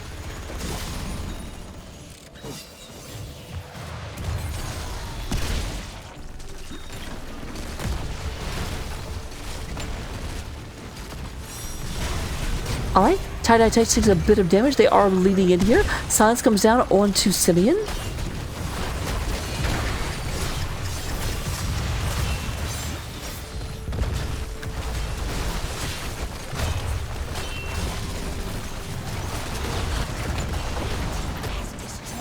Alright, very, very low health, and here comes the blue team charging forward. The bottom web weaver is taken out, the top one down a little bit, but it does look like this is going to be a retreat at this point. There's now a second lane that they have priority in terms of the map pressure. And it does look like the blue team is just going to go ahead and wrap all the way around, say, hey, can we take this down here? But a quick change of their mind. Here comes the other team, but not all of it.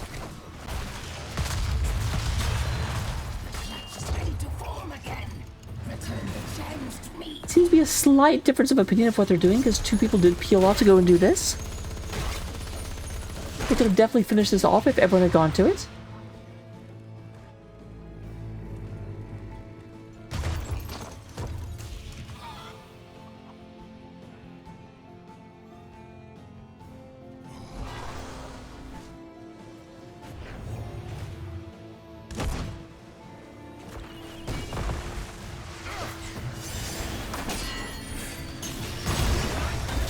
And there's Light Protect You, and a bunch of stuns coming out. Aplictic does go ahead and get moved by Chromie, but their Scoops comes in with the big old slappy slap slap slap. Sound in the middle.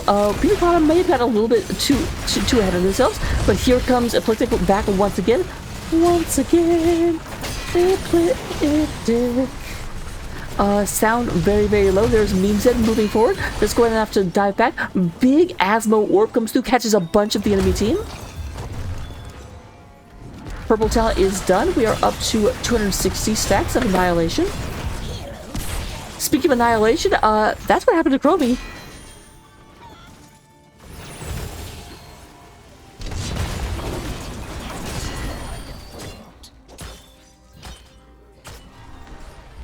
So when I said that this was the first game that Protectors of Aiur had done the first structure damage, was darn sure the first game that they got all three of their opponents' forts before any of their forts went down.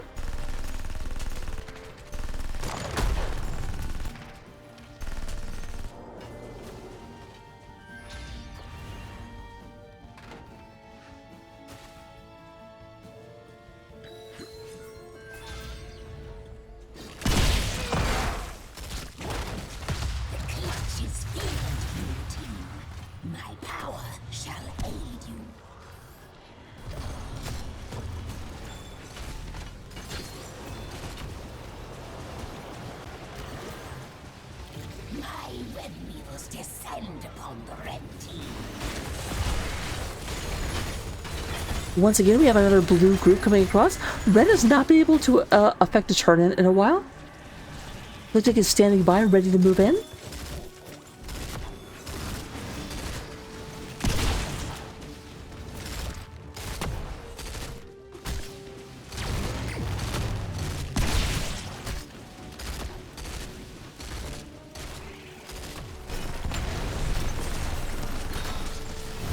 Alright, here's the big push in into the middle.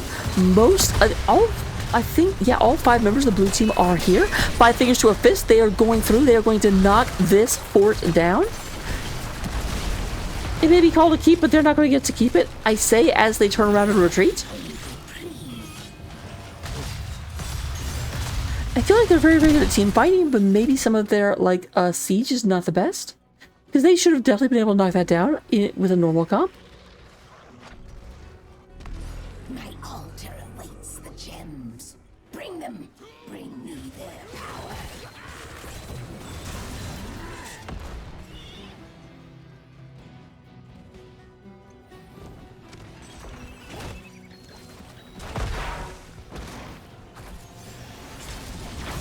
Alright, sound a little bit in the middle of the rest of the team. But there is a move back. Lean Zed does get saved by Anduin. The fun police says, no, no taunts. There is a blast onto Tychus. We do have the silence coming through. Tie-Dye Tights moves back very, very quickly. Does not want to stay silenced. There's a place to take a bit of damage. It's not a Dustwing yet, is it? It's just a Banshee at the moment.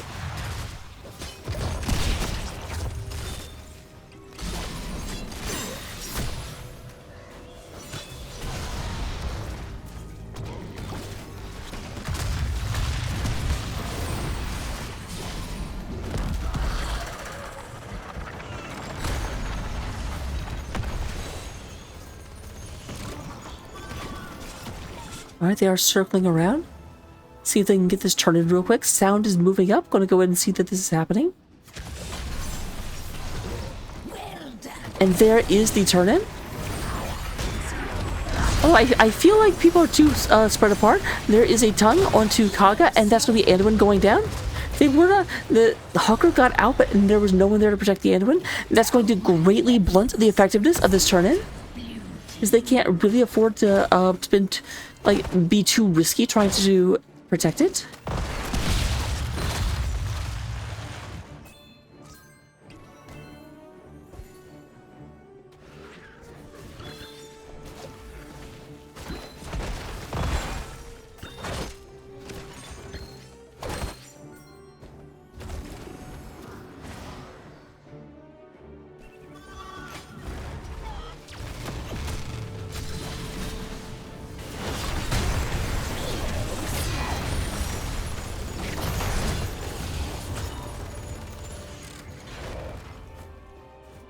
And boop. Yeah, they were just posted up around that. So we're about 30 seconds away from this is the exact opposite of what we had in game number 1. In game number 1, we were in the same spot where the orange team was knocking at 20 and the blue team was barely 17. Or like halfway through 17, and now exact opposite, but now it is the orange team that has to figure out how to survive until they can even the playing field. This will help, though. Has destroyed a fort. Metal spiders, destroy him. Deliver gems of power to my altar. Alright, level 20 is online for our Protectors of Aiur. They're going to go and take Glory to the Alliance, Inescapable Annihilation, Contagion, Big Red Button, and Controlled Chaos. Their opponents are 2 entire levels away from finishing up. Now everyone is back up, but this is a do or die moment. Do or dever.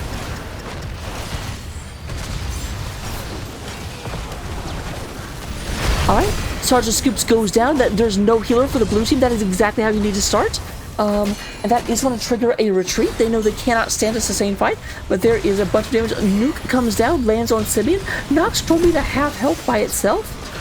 But they are moving forward. Here comes Hogger trying to get in the head. Does not quite knock Pina Colada into the wall, but there's the sound. Sound is heroically sacrificing themselves. That was the sound of sacrifice.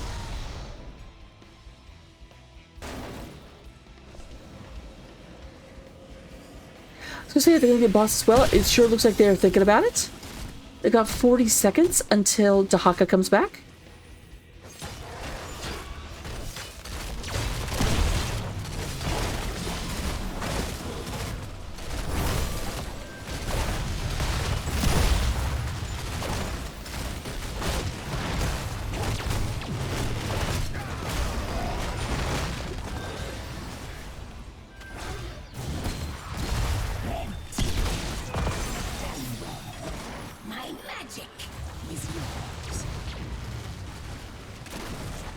Alright, here comes the spiders as well. Spiders will de-push mid, because they do have these pushing in, but the spiders will go ahead and help push that back. It does look like orange is like, no, press our advantage. This will get us 20. I hope they're right, because they're running right into a fight, and they're not actually 20 yet. But they are a nose hair away. And there's the level 20. We do go ahead and have Angel of Justice, Censure, No Control, Duskwing, and Piercing Shroud. But Dahaka actually pushing this forward, helping undo that and keep that pressure on. Under attack. Oh, that was really smart of Dahaka. Because now this is happening. Team has destroyed. Heroes. There's a big fight, but the core is falling. It does look like we do have Orange winning this out, but there's no one back here stopping this, and the core is down to 42%. Looks like this is momentarily turned around, but someone has to get it back, and they are doing everything they can to keep their opponents from hearthing. They're trying to go ahead and keep this going. The catapults are pushing down to 10%, down to 7%. There's a kill on material, and the game ends. They're not able to get back, and we do have game number 3 does go the way of Protectors of Aiur. We got a series, ladies and gentlemen. I did not want to cast a 3-game series, and you know what? I don't have to. Now we do go and have Simeon coming out and doing 66,000 damage over the course of the game. We have 56,000 from Orion and Ulysses with 46,000. In terms of healing, we do have Sergeant Scoops out healing Anduin by quite a bit.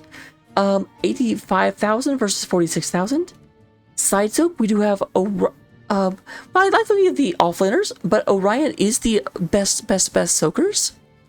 20,000 coming against 17,000 from Hogger, and 13,000 from Dak and Dahaka. Talents, here they are. We did get to level 20 on both sides. I can show you the full talent build. Copy them down, take them into Storm League, get all of the amazing advantages. And if you're ready for more, stay tuned for game number 4.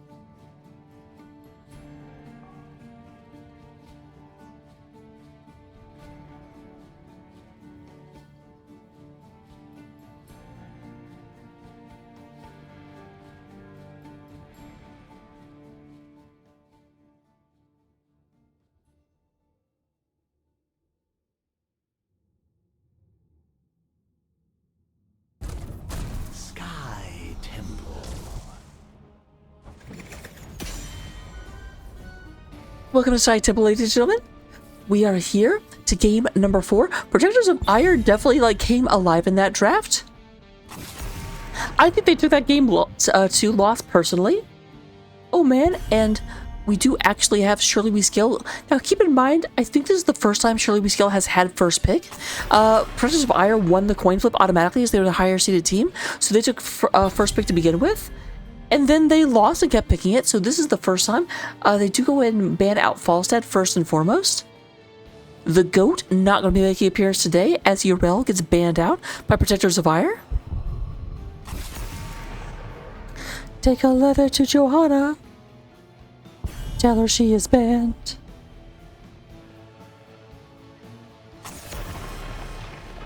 Oh, interesting. They do go ahead and ban out Tygus. They had been taking Tygus on the first pick in order to keep it from going to the opponents.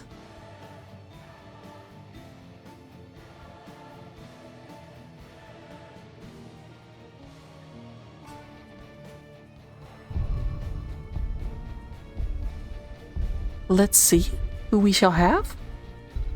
Let's see. Who have shall we? Hogger, hunt them down. Alright, once again, Ulysses getting to be on their goat.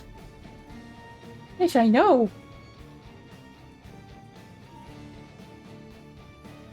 Kitty, do you want to say hi to your fans? Is that why you're meowing? Are you like, we've been here the whole cast and you have not let me say hi to the fans yet?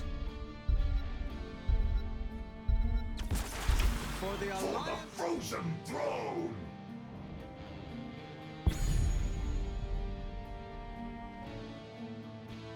Hi.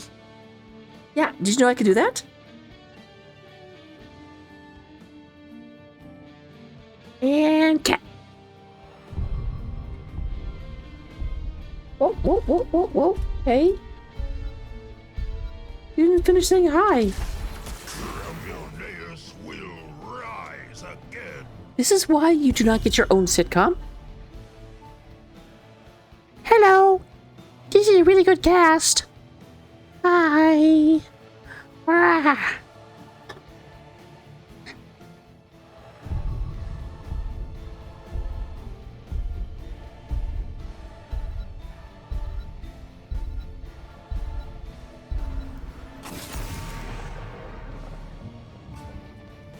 Thanks for putting up with me, sweetness.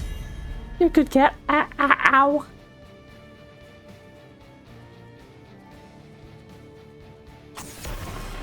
He's such a patient cat to put up with my tomfoolery.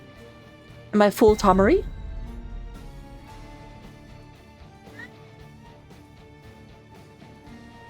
We do go ahead and have Hawker was picked up. We do also have the Diablo and Greymane. Greymane did get banned out the first game.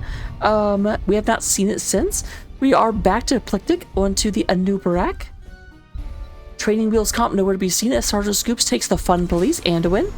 Sound back on their patented blaze. But we do have Orion onto Zagara, Zagzagoom.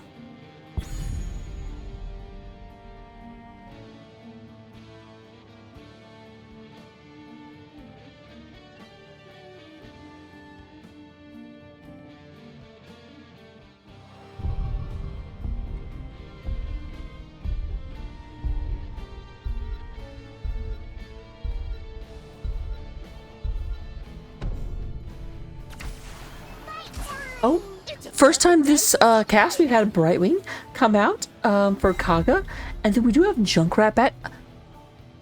I feel like Junkrat was banned in the first game, and then we all just kind of forgot about it. Cause I swear I do remember Junkrat being banned. I remember saying that, and I only cast this series tonight.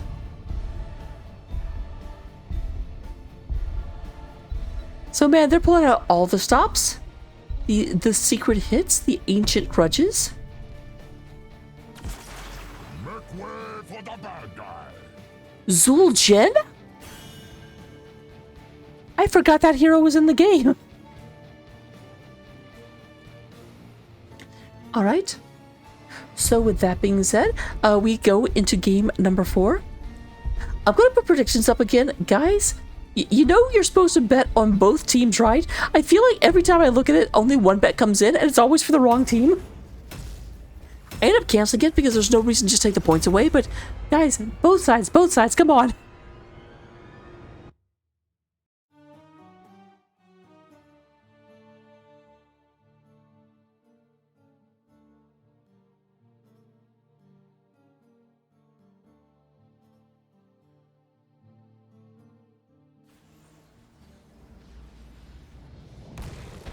I would prepare for your ceaseless battle. If you wish to live, that is. Here we are on Sky Temple, one of the only maps you can win by avoiding the enemy. Pina Colada playing the Zul'jin. We do have Orion playing Zagzagoom, the Swarm Queen herself. The Sound onto Blase. We're going to go and have Sergeant Scoops playing the Lad, Anduin, the Fun Police. And Eplectic is going to be playing the Anubrak. They are your blue team. They are the Principality of Punishment. They are Protectors of Aiur. But on the other side, opposing them, is our orange team. We have Simeon coming out and playing the rubbish rodent himself, Junkrat. We're gonna have Kaga, what actually is that name? I've just kind of been saying Kaga the whole time. Is that Kagame? Kagame Lin? Playing Great Wing, the Fairy Dragon. Well, Meme Z is going to be going ahead and playing Diablo. Tie-Dye Tights coming out here onto the Gray main. And then up in the top lane, we do have Ulysses playing the Hogair. They are your orange team. They are the Soldiers of Slaughter. They are Surely We Scale.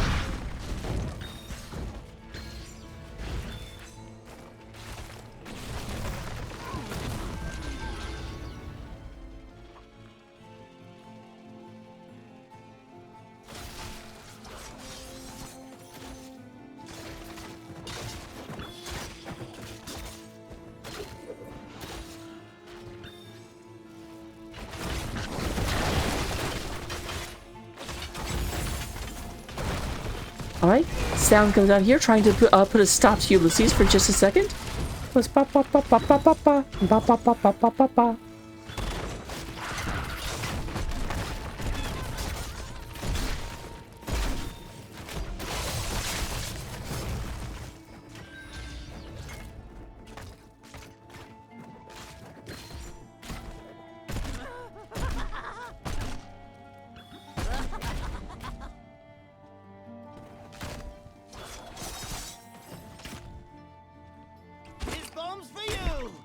No bomb.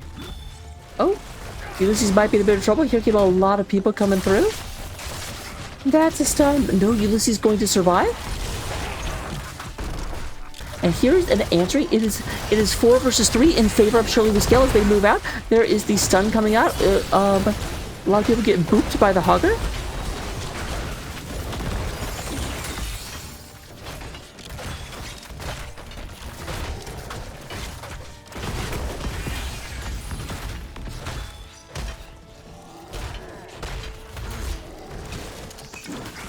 I feel like putting the tumor there is kind of obvious, to be completely honest. But I guess you can't necessarily make it effectively. I always try and put it in like weird positions so it's not as clear. But I'm also not a Zagara player.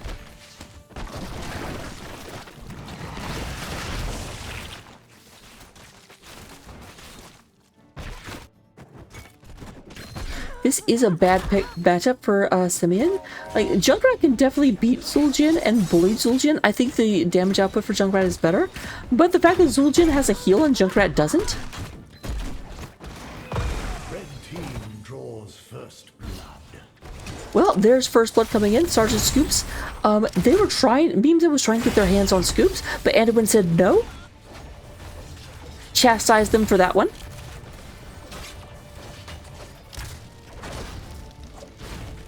Here's Ulysses. Ulysses is going to have to beat a quick retreat as more members of the blue team show up. I said it's going to have to beat a quick retreat.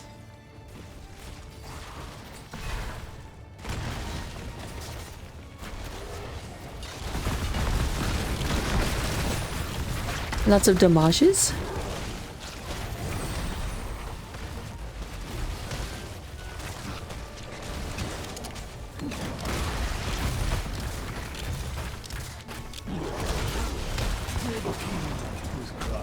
Alright, there's the first fort going down. They did use the Dax strat of taking this, pushing it forward, and getting the extra damage from the camp in order to make the first temple actually destroy a whole building. Like this one, you can see it actually leaves the building with about 3,000 hit points, unless you've done a little bit of extra damage at some point.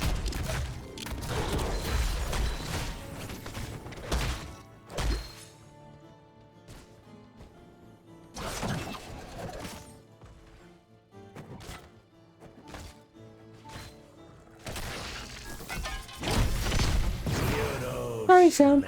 I don't know what happened or how Sound ended up back here. I kind of want the backstory on that. Can we write a prequel to this game where we explain Sound's unusual journey?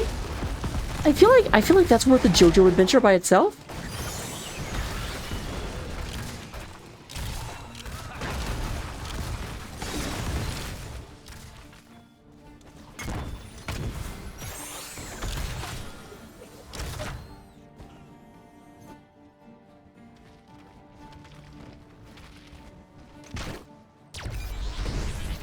Alright, the top fort is down, so you do have the occasional catapult coming out onto the orange side. I want to offer hugs, 10,000 lightning bugs.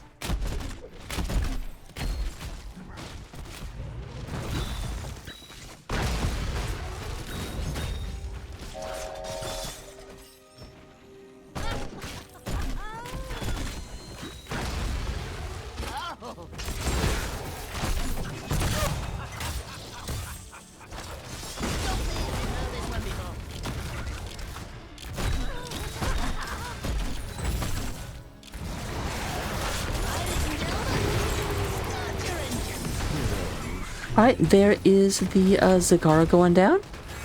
They're going down on yellow timber.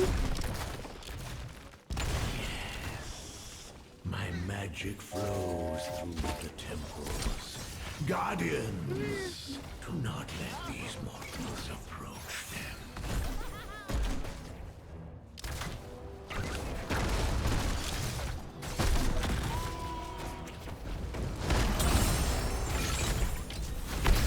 Alright, means it coming out. There is the light bomb. Catches a lot of people. We do have the cocoon coming out onto the Dehek Dahaka. Or, that's Diablo. Different D hero altogether.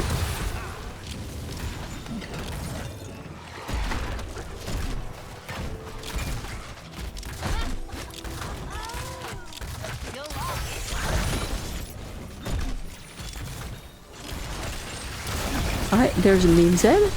Mean Zed gets flipped. Oh, and we do actually have a kill with Shirley Reskill catching that. And that felt like a moment to like turn that around, but that's definitely going to be a retreat coming from the side of our blue team. Big stun from the talker, and we do go to have the Riptire trying to get in on top of people. Does get not sniped out. Actually, I think the building sniped it, if I'm being completely honest. Tie-dye!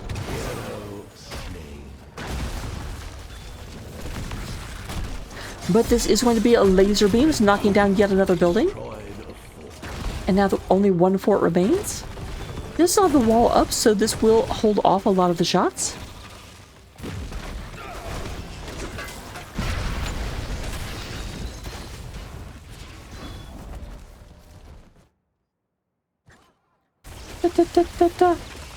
The magic of the temple sleeps.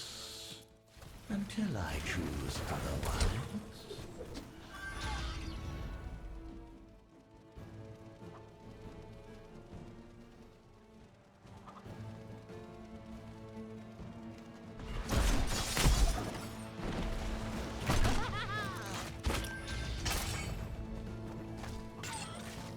No one's knocked this down yet. I keep reading I can't do that as an observer. And of course the golden question of... But yeah, that's Harrison Jones up here.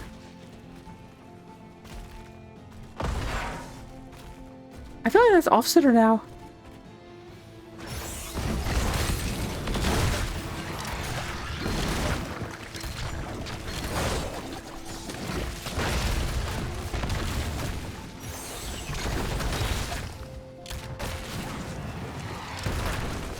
Alright, they are moving through. Now, there is sound up here, which does mean that there's more orange heroes here in the middle. It's only 4v4 technically, because Junkrat's down here, but Simeon can definitely rotate up. Here comes Sound in from the top though. Means Zip goes and gets stunned by Sound. We do go and have the Riptire coming out. Quick dive into the bunker to avoid the Riptire.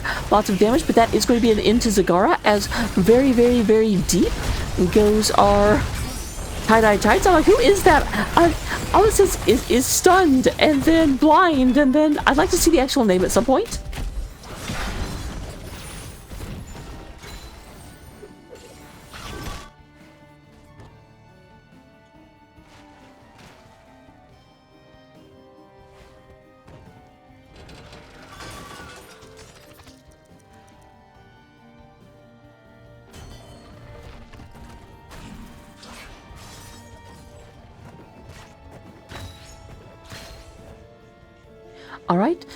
Shirley Scale trying to occupy both positions. Now, we are going to have sound show up and chase Ulysses off, but they did get a couple of shots for free. Like, you can't really plan on getting much more than splitting the temples on this. But I say they can't plan on it. It does look like Tie-Dye Tights and Memes Ed going to come up here and secure the boss as well. Now, we will have Pina Colada goes ahead and verifies that this is happening.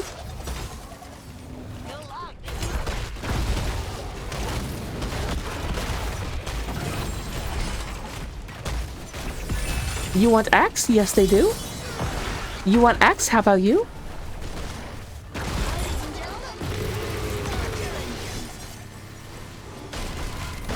Alright. That was a little early of a Riptire. Didn't actually catch anyone. Beam dead super, super low, and that is going to be a potentially end of Diablo. I feel like that was not the time to cocoon the Diablo. But yeah, there is the boss being picked up. Ulysses going ahead and doing a little spoop scoot back as fast as his little fuzzy feet can take him.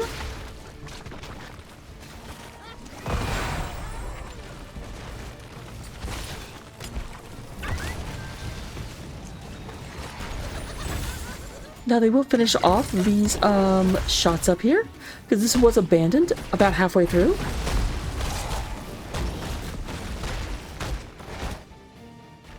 Won't even get through the wall most likely. Hero slain. Alright, Blaze actually comes in and gets a kill. Won't be able to do a whole lot more. But yeah, right now we've got Prisoners of Aiur just running through and being like, if we can even up the pressure, this will be fantastic.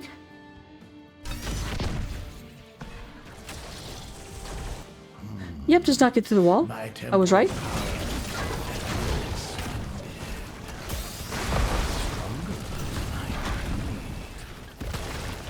Alright, 5 seconds and we are back to full strength. We are level 16 all. No one actually has a experience advantage, which is super helpful. Super plus helpful.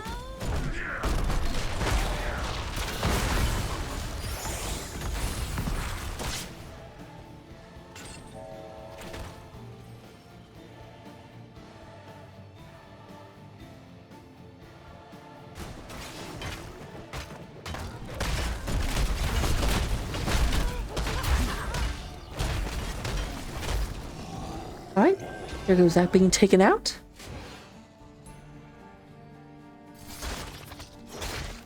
Aplytic going ahead and rushing in. Fools rush in. Aplytic's always been a fool. I should just say, I'm definitely not flaming Aplytic. I do like, it's a little bit of an unusual talent, but do take Burning Beetles here. Mainly because the Burning Beetles, well, wait, never mind. So, I was gonna say it's anti-Zagara tech in order to find the creep tumors, but they're on the same team.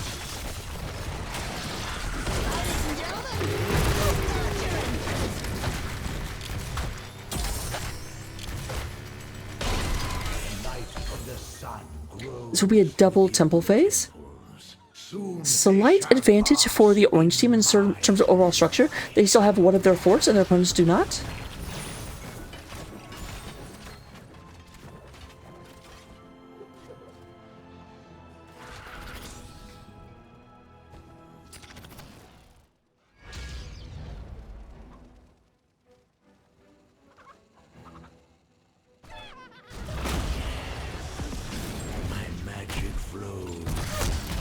Looks like the battle is taking place here.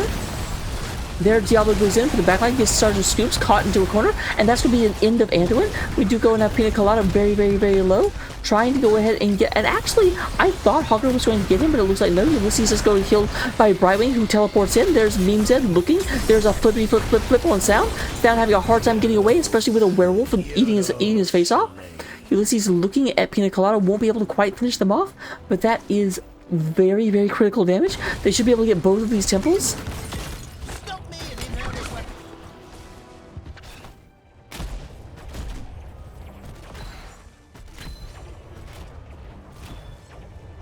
Lasers coming in.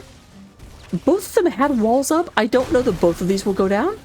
I do think the top probably will because one fort was down and the wall was weakened.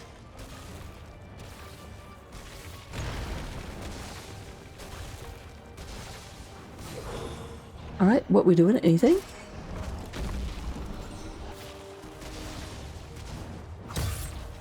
Oh yeah, this is definitely going down. There's 0 chance it survives.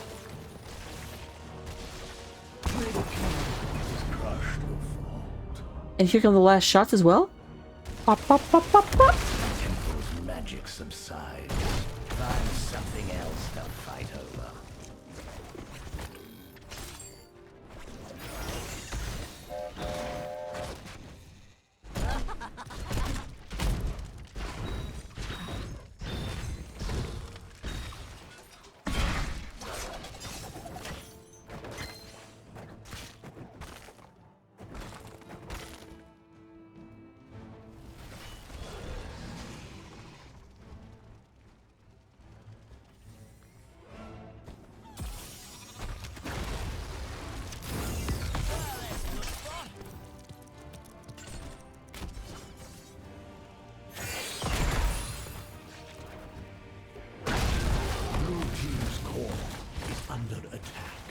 Oh, that's a problem. Oh, we do go and have the core under fire from Winians. Those look like they are moving back for the time being, but that does mean they are giving up the boss to Shillelagh Scale. And Scale is level 20. I do not blame them for not wanting to fight Shillelagh Scale. It would be a bad fight for sure. They will go ahead and come over here and secure this.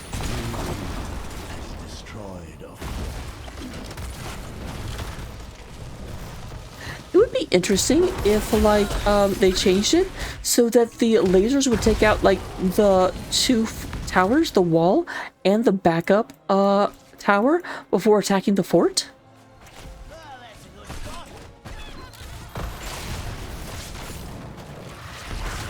Alright, Blaze over here, trying to go and get this experience.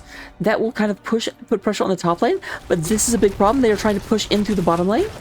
They've already got a win condition open up, but now they've got a boss.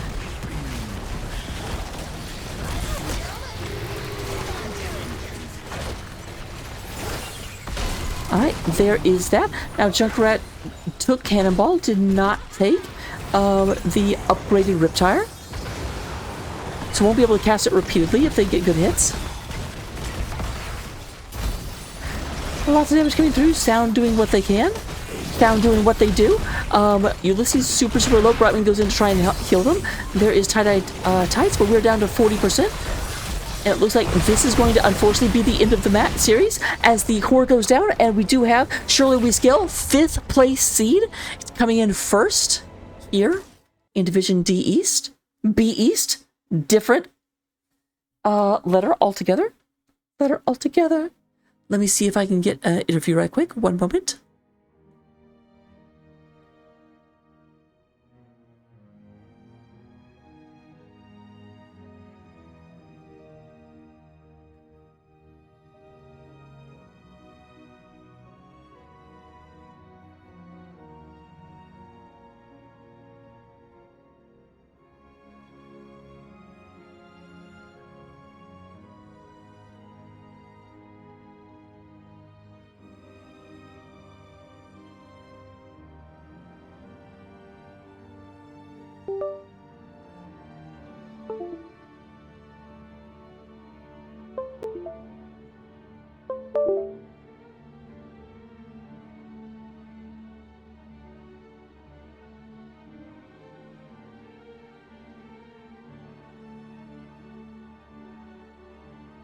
All right. And while I wait to see whom is going to join me, we do go and have looking at the stats at the end of the game. We do have 42,000 damage coming out of tie-dye tights. Simeon with also 42,000 and basically the same number as far as I'm concerned. We do go in and get 41,000 from Orion. Hello, hello, hello. I'm joined by Meme Zed and Ulysses. Hi there, Rocket. How's it going? Going pretty well. How are you guys feeling right now? Kind of like glad. Yeah, I'm feeling good. Feeling excited. I don't think it's settled in yet. Yeah, for sure. I mean, I definitely say, like, definitely not to take anything away from the victory, but it's one of those series where you guys cleanly won games 1 and 4. The other team kind of cleanly won game 3, and I gotta be honest, the other team basically cleanly won game 2, but then they didn't win. True. Oh my, yeah. Volskaya. We don't talk about Volskaya. There was a Game of Throws. Yeah. Like I was completely ready to go in 1-1. I'm like, oh, I guess surely we scale 1. I was like super surprised there. Yeah, I think like the defense from like Simeon and Ulysses there was amazing. Because I think like looking back at that moment, like I found the Rhaegar, but also my team was not on the same page. So like we figured out that whenever we would try and engage on someone, like if we threw everything at them, and like we didn't have anything left, like we might kill one person. But I think we lost several of the late fights because like we'd be like, okay, we're gonna throw like Light Bomb, Judgment, Hanzo, Arrow, and Tomb at like one person, and we might kill them, but then like they just walk on our back line. ETC gets a good mosh, and I think we lost like 2 or 3 fights doing that. Yeah, I also have to say, shout outs to Ulysses. I definitely felt like early on, Ulysses continuously tried to come in from the flank, and then after a while that stopped working, and Ulysses is like, let me not just keep doing the same thing. Because early on I saw that a lot, and then I noticed that it felt like POA was kind of hanging back and waiting for Ulysses to engage and just be like, okay, kill that. Yeah, I felt like they were prioritizing ganking offlane a lot. I really noticed that. A little bit out of position for me, but that's kind of happens when you're feeling confident in the offlane and pushing up a little bit. So just some things to clean up. Yeah, it's definitely a problem I have because I'm always confident, even when I shouldn't be. So looking at the series overall, like, did you guys have to change anything? Because I definitely, game 4 especially was interesting to me because like game 1 they banned Junkrat, and then Junkrat just seemed to be like forgotten about for the whole series, and then game 4 it was like, wait, we have Junkrat. Man, the last pick that we were like really not sure what to take there because Sky Temple. I mean, big props to them. Like we have not. I think that's the first time we played Sky Temple all season. I think. So it was really for us. We're like, what do we do here? I guess we'll figure it out. And for the Junkrat, I think that worked really well. But they did a great job of like the mid, like 1 to 10. They were like 1-1-3, and we were really bleeding a lot. I think 10s turned things around a little bit. Yeah, I think we're in an interesting position where there are kind of like a few different pivots we can do with our drafts. It's kind of a nice position to be in late in the season where we have like a lot of options as we go on later with the flex pick.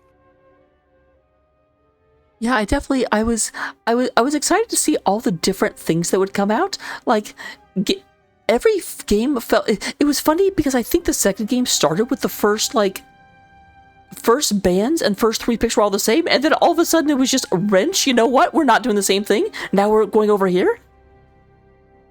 Yeah, I mean, I think with that, for us trying to think about like, okay, what tools do we have? How can we like try and I find for drafting, like, and also gameplay, like if there's only ever one engage or like one person, whether that's like if you're looking for like a Leo and Tomb gameplay, like if the Leo's the only one who can really do anything into their team, it's really hard for the Leo. Or like if you have whatever your tank is, whether it's a noob or Teriel or something like that. So having a couple different angles to be like, okay, we have, sure, you might dodge the Judgment Light Bomb, but how are you going to deal with the Entomb Dragon Strike?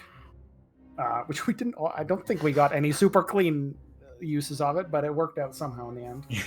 But the threat of it's just like the old saying about how a unspent mosh is sometimes just as dangerous as a good mosh. So much. And like there were a few we identified in draft, like when we were taking that, because I think Hanzo was our last pick, and we were like, wait a minute, we have literally one and a half interrupts for Mosh. Like we have Raynor Q and we have Judgment, and that's it till 20. So we were like, we'll send the Hanzo anyway, but we'll do our best. We just have to not. And big props to like early shout out, like Tie-Dye got, like he was really playing out of his mind to get the interrupts on those. So I have to give him big props for that. And then the last thing I have to say, just did you guys change anything like as you got to the end of the season? Because I just noticed you came into the playoffs as the 5th seed, and then you just sort of were like, we don't care for the 5th seed, we're going to win everything. I mean, I don't know. You have any thoughts, Ulysses? Yeah, I don't know. For some reason, we just perform a lot better as the pressure increases. It's something about just locking in for those really important games. I think we're starting to feel a little bit of a rhythm here. We have some like picks and some maps sort of set, and then we just like really bring the comms. Our communication is a lot better when the games get a little bit more intense. I think to expand on that a little bit, like something we had a point like midway through the season where we got dominated a couple of times, and it was really trying to figure out to be like, oh, man, like what are we doing wrong here? So really going back, we don't have a specific coach, but really just with ourselves, like doing more replay to be like, wait, what is it, like if things don't work out, why don't they work out? What are we doing wrong? Are we misusing our tools? Are people trolling positioning? Are other teams making plays? And really just trying to like be intentional about what we're trying to do, and comms all the time, like really up that. And I feel like it's been working out in the game. Like the games feel better, like it feels a lot more fun to like really be locked in. And like if we lose, it's not because like we've been silent salty in the chat the whole time. It's like, no, we did our best. So yeah, I've been really enjoying the playoff series so far. All right, well, you've got one game left. Even though you won B East, you do have the winner of, I think it's tomorrow's game, of B West to compete with next week. I'm going to say, do you have any preference? But I'm sure if you're like us, or like we haven't even really looked at the other division yet. I have no idea. I think also part of it, like, I could be wrong, but I think that this is semifinals, and then like we play the B East. I want to say is against Start Slow and Taper Off, because this is only our second round of playoffs. So I can't even think about B, like whoever's winning in B West yet. We got to deal with Start Slow and Taper Off, which I'm kind of nervous for. They're a really good team. All the teams we've played have been, but they especially. Oh, Dip, I thought this was the finals. I completely mislabeled the stream. Whoops. I would have been sick if so. Well, but it's further than we've made it in ages, so I'm happy with that. Yeah, in some ways it definitely really felt like the finals. I have big respect for POA, and they really challenge us as a team. We scrim them a lot, and it's always my favorite team to play, to be honest. So big ups to them. Yeah. Well, Twitch chat, looks like I lied to you this whole time. This is not the finals, so tune in next week for the real finals. Yeah, I'm excited for it. I think it might even be this week, because we had to delay this match. That's part of why you would assume that. Because we had some scheduling shenanigans on our end. So I think we play now, and then we'll play. I have to reach out to the other team, but I think we'll either play at some point this week or maybe early next week, hopefully this weekend. Gotcha. But I'll keep you posted. Yeah, please do. I will have to find you a caster very quickly. We will see you later this week. Good luck in the finals and hopefully the grand finals. Any shout outs you might want to give before we go? You want to go first, Ulysses, or I can go? Sure, yeah. I mean, definitely big shout outs to POA. Yeah, like I said, I always enjoy playing them. Those guys are the best. And then, yeah, like shout out to everyone on the team, honestly. Like Abrisa was saying, Tide played out of his mind. Sim obviously always able to flex and bring like some spicy last picks. He can kind of play whatever, and it's been really helpful for us. And then big shout outs to Kagami and Len as well. Always just popping in for the heals, just silently Hitting the team. bacon, So yeah. Yeah, I think Ulysses said it all. All right. Well, we will look forward to the future. We'll be right back here before too long. And actually, there is another semifinal happening on NGS2, so we're going to go right over there. All right, wonderful. Have a great night and enjoy the rest of the stream, everyone. Raka, thank you so much for casting. Of course. And thanks to NGS. Catch you all on the Nexus. Catch you all right here.